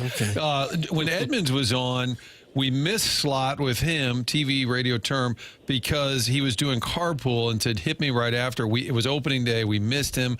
And then he said, sorry, taking a nap. But then when he called back, he had just been out. Tim was on a tractor. Yeah, farming in Tennessee. He's now, are you surprised to learn Edmonds is now farming in Tennessee? Okay. A little bit. Now, what do you define farming? Well, that's what that's the perfect question. I mean, so does he, like, when I mow my grass, I wear my John Deere green hat. All right, so I want to look the part. I put on my Dickies and my work boots, and is that what he does, or he's doing it in flip-flops? Well, I think he's a gentleman rancher. Yeah, more than He's a anything. gentleman rancher? I think so. I like that. We Yeah. kind of think I picture Jimmy, and we love him. He might be listening, probably not. But I picture him being the guy who goes to the gym for the first time, but buys all the cool gear. You know, he's got the wristbands and all that. Like Jim's got the tractor, and it's just beautiful. And he's got all the farming equipment, but he's just staring at it. And you know what? I mean, we all have a little bit of that in us. It's intimidating, right? And you're trying to do these things. Like, for example, I went. My daughter had for a high school team. They had a tournament, and we went to Pismo Beach. Okay, so they have all these dunes there, right? And so everyone's like, "Oh man, you're gonna go riding the dunes?" I'm like, "Dude, I do not. I have no interest in riding the dunes, right?" And they're like, "Oh man, it's so much fun." So my wife's like, "Hey, I got you. You're taking Brody and his buddy on the dunes." I'm like, "What?" I was so mad. I mean, I was so mad. I go, "I don't do that." You know, because I grew up, and maybe Jimmy was the same way, but he grew up in like Orange County, I think. But you know, like I didn't ski, I didn't surf, I didn't jump off of mountains or hang glide growing up like some people, like you, Martin. You know what I mean? You were. Daredevil. Bungee cord. That was. Yes. I wasn't at all. I was like, dude, I play baseball and like I'm good doing that. So, you know, there's a lot of things as a baseball player that you don't do, right? So I wasn't woodworking, right? Like so, Woodworking. But so now there's this thing called Instagram that I joined, and I watched this thing. It's called the Dad's Podcast, and he made these bins, this shelving unit, and I'm like, dude, I'm doing this. And so I made a bunch of them. I'm selling them out of my backyard now. No, I'm just kidding. but so I learned how to do it. So, like, if it interests you. So I'm saying Jimmy, 100%, if he's interested, he's going to be the best at it. But he may also just have the equipment. After you played 17 years in the majors, is it hard to find things that can keep you motivated and keep you excited, like baseball did for so many years? Thank you for asking that question. Yes, it is very hard. I was ready mentally, physically, spiritually, financially. I was ready to retire. It was the hardest thing I had to do. I mean, it's like a sense of a loss. And I would always say, I'm not just a baseball player. I'm not just a baseball player. And then when you don't have baseball, you're like, holy crap. Maybe I was, you know. And so I basically I tried to coach, but I didn't have the adrenaline rush. And I can't remember who told me, but they're like, dude, once you stop playing, like play as long as you can, because once you stop playing, those natural highs that you feel, that adrenaline, he's like, you're not going to feel it again. And I was like, huh. So when everyone told me, I was like, I'm playing till I can't play anymore. But I honestly, like, I found a lot of joy in helping out at West Hills Baseball, where I grew up playing. I mean, I've done everything. I'm basically the equipment guy. I help out with the fields. I help with everything, and I love it. And there's a lot of pressure because as a volunteer, when you're donating to run a league with 650 kids, it's like you're donating to be a principal of a team. And I kid you not, in my career, professionally, I broke down twice, like crying, like, you know what I mean? Like my career's over, blah, blah, blah, 2 times. As a West Hills Pony Baseball president, I broke down 3 times in 6 weeks. I kid you not, dude. I kid you not. And I felt like a failure because I couldn't get 2 other managers 2 other parents to volunteer to manage. I mean, and I laid it on thick. I'm like, listen, man, we're not going to have uneven teams. I go, if you don't manage, 12 kids aren't going to play. And I was just trying to get the kids to play. And the guy's like, my wife said no. So anyway, I basically, to answer your question, I love the pressure. I love the volunteering. And I found more joy in helping out youth baseball, volunteer youth baseball, pony baseball than doing anything else. Well, here's the deal. McGreevy called earlier. You just call whenever you feel like it. Yeah. You're a friend of the show. If you have a pedestrian to yell at, assuming you don't have a more important call on their line, I'm going to give you the hotline, and the unknown DJ, you just buzz us when you feel like it, okay? Are you sure you're opening a Pandora's box? Yes. Because, I mean, have you guys heard of Marco Polo? Have your listeners heard of Marco Polo? The game or the Explorer? Neither. The app. No, not heard of I don't know. Okay, I don't know if it's like, what are we, Gen X? I don't know. I'm a Gen Xer, I guess. I don't know if it's like our generation. So like all the kids, they communicate all these different ways, TikTok, blah, blah, blah. And this is Marco Polo, and it's like video texting. So I don't know how you guys are or your listeners, but I'm 100% a voice-to-text guy. And so, you know, it always screws up. Siri, she always screws up the text, right? Then it takes, you got to edit it. So this Marco Polo app is just a video app. And it's basically you send me one, I send you one. And then, but you don't have to send it all at one time. Like, I might send you one, Martin, and then you're busy. You get back to me, a week later, and then you send me one. But see, like you're on the east, you're in the central, I'm on the west. So I'm more available in the morning, but you're working, right? And so you're more available, and it's this great way to communicate. Okay. And I love it. And so I have like my 7 buddies from high school. I got a guy from Maine,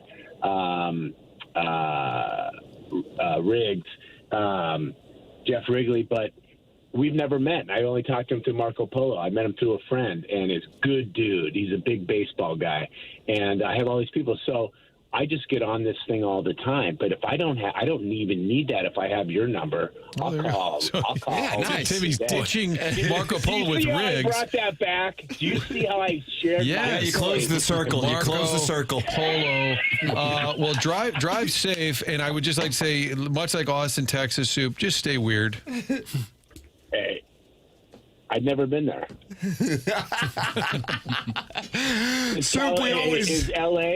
Is LA like that? I mean, is it like, because it's pretty weird out here.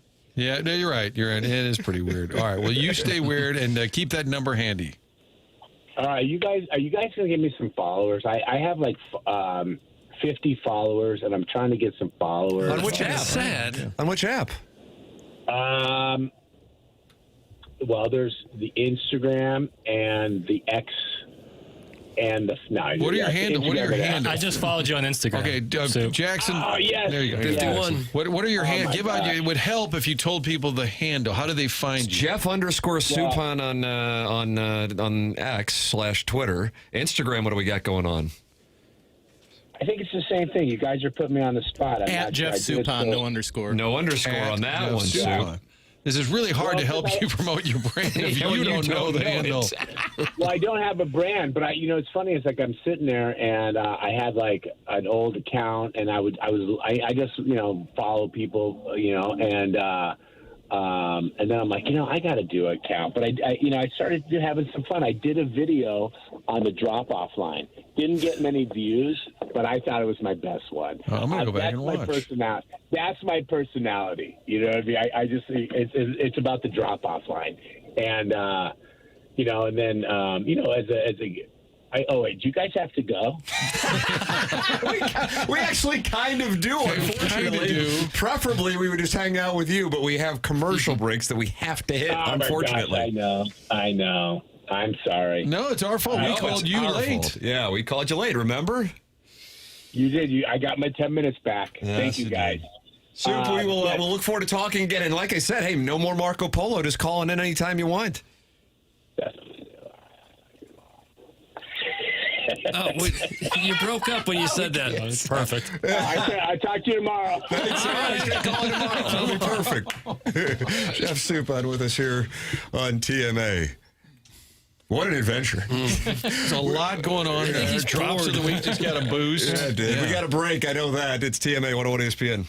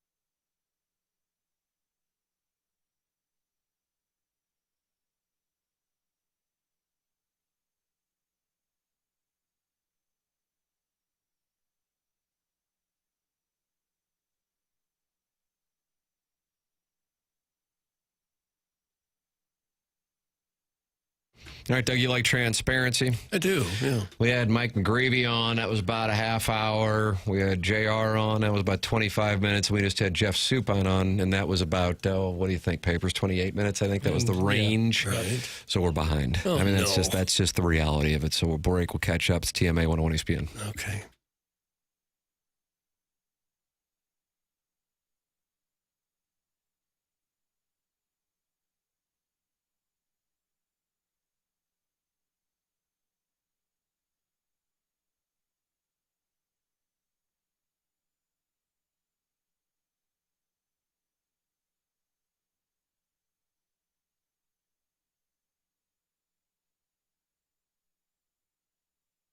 We got some storms coming through the area today. It used to be that you would just wait for a hailstorm and then pay your deductible to tend to your roof, but that is not the way that it is anymore. Roof maintenance is now a regular part of home ownership, and that's where notanewroof.com comes into play. That's Roof Restore, notanewroof.com, 314-279-ROOF. Roof Restore is a locally owned business with decades of experience in the roofing business, and Roof Restore treats and maintains existing asphalt shingled roofs, adding up to 15 years to the life of your existing roof at a tiny fraction of the cost of replacement.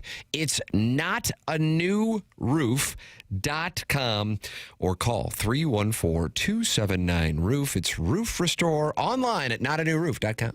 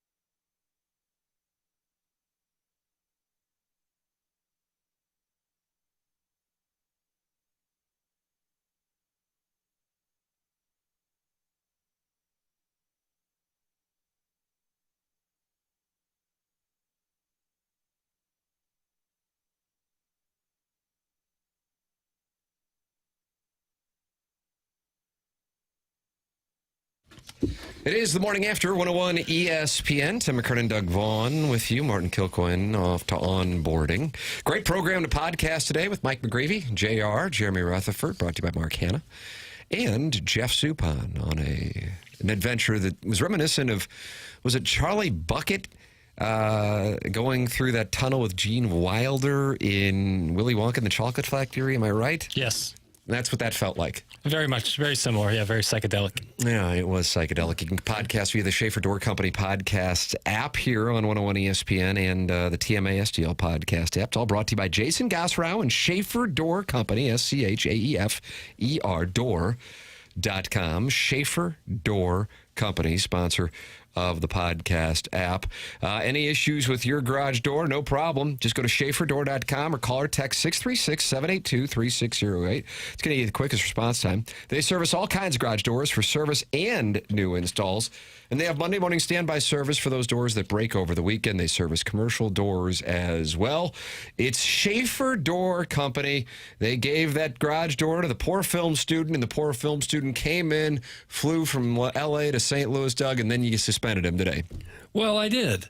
And I put him on notice that the garage door is going to be taken away unless he cleans up his verbiage. So that could lead to some semblance of litigation. Mm-hmm. It is Schaefer Door Company. They are a LiftMaster client and partner. The Cardinal lineup is out for today's festivities, although I'll tell you this, thunderstorms in the area, and it is currently raining in Creve Coeur at 270 and Olive for those of you in the area. The lineup is as follows: J.J. Wetherholt, Herrera is DHing today, Burleson's at first, Walker in cleanup and right, Gorman back in there and playing third, Wynn hitting sixth, playing short, Nathan Church is in left, Pages is at catcher, and Victor Scott center field. And so I would say, just like last week against the Tigers for the weekday getaway game, they're not taking their foot off the gas. Now, I realize what one could say is, there isn't a whole lot of, it's not like when Suppan's talking about seeing the getaway day lineup in 2004, 5, or 6 around these parts. It's a little different program. It's hard to know what's a getaway lineup. That's right, especially once you get past a certain portion of the lineup. Mm-hmm. But with that established, this would be a lineup that you go, okay, this could be Saturday against the Red Sox. They're not, and I like that. I really enjoy that. And the other thing is, most of these guys, I think actually every single one of these guys, is in their 20s and trying to show and prove. I doubt they really want the day off. It's a different program if you're sitting there going, okay, I've got a 9-figure net worth and my back's hurting me. We just played a night game. You know what I mean? You follow me? Holler if you hear me. Tupac. Oh, yeah, they didn't get to this level of the game by not wanting to play. Yeah, I'm sure nearly all of them, if not every one of them, would want to be in there every night. It will be Dustin May on the mound. I'm curious to see if he can follow up a great performance against the Red Sox with another one today against the Guardians. That game taking place in downtown St. Louis, 12:15 first pitch here in St. Louis before the Cardinals head out on the road to Houston. You know who never has a getaway lineup? Callier and Thompson. Yeah, it doesn't surprise me. Yeah, they send you the top dogs every time. Whenever you are considering a remodel for your home, whether that's the kitchen or the master bathroom, the basement, whatever, Callier and Thompson has absolutely the best people in town to make that a reality. Number one thing with Callier and Thompson, this is a remodeling company that you can trust. They've been around since the 1950s. Check out their website at collierandthompson.com. Look at some of the before and after pictures. Just incredible, the work that they have done, and they can do that for you as well. Callier and Thompson on Manchester Road in Manchester, next to Uncle Bill's Pancake House. Come on to quality online at collierandthompson.com. There it is. We'll take a break. Come back with the final segment of TMA here with the Design Air Heating and Cooling email of the day. Winner and BK and Ferrari at the top of the hour. This is 101 ESPN.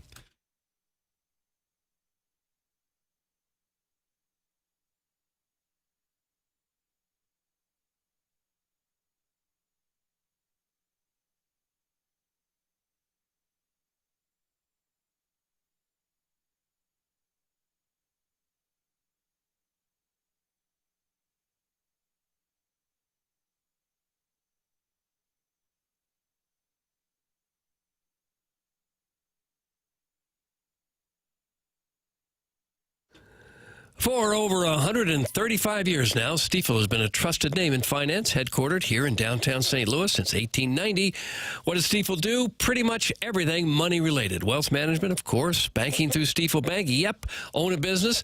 They've got a full-service investment bank for that, too. Basically, if it involves finance, Stifel has a solution for you. With 12 offices across the St. Louis region, more than 400 nationwide, Stifel combines local experience with national reach. Unlike many firms, Stifel isn't bank-owned. They own their own bank, and that independence allows them to focus on one thing, doing what's best for their clients. It's a philosophy that has made Stifel one of the fastest-growing wealth management firms in the world. Their tagline says it all, where success meets success. Stifel Nicholas and Company Incorporated, member SIPC and NYSE.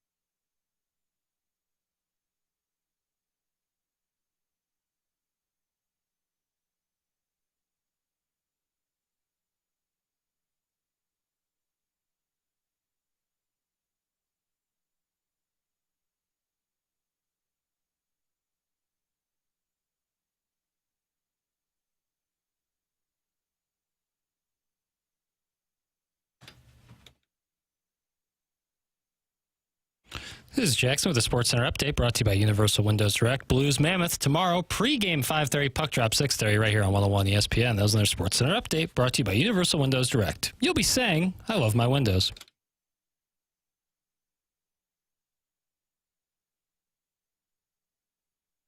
All right, Doug, the Design Air Heating and Cooling email of the day. We got the winner coming up here momentarily. Tell us about Design Air.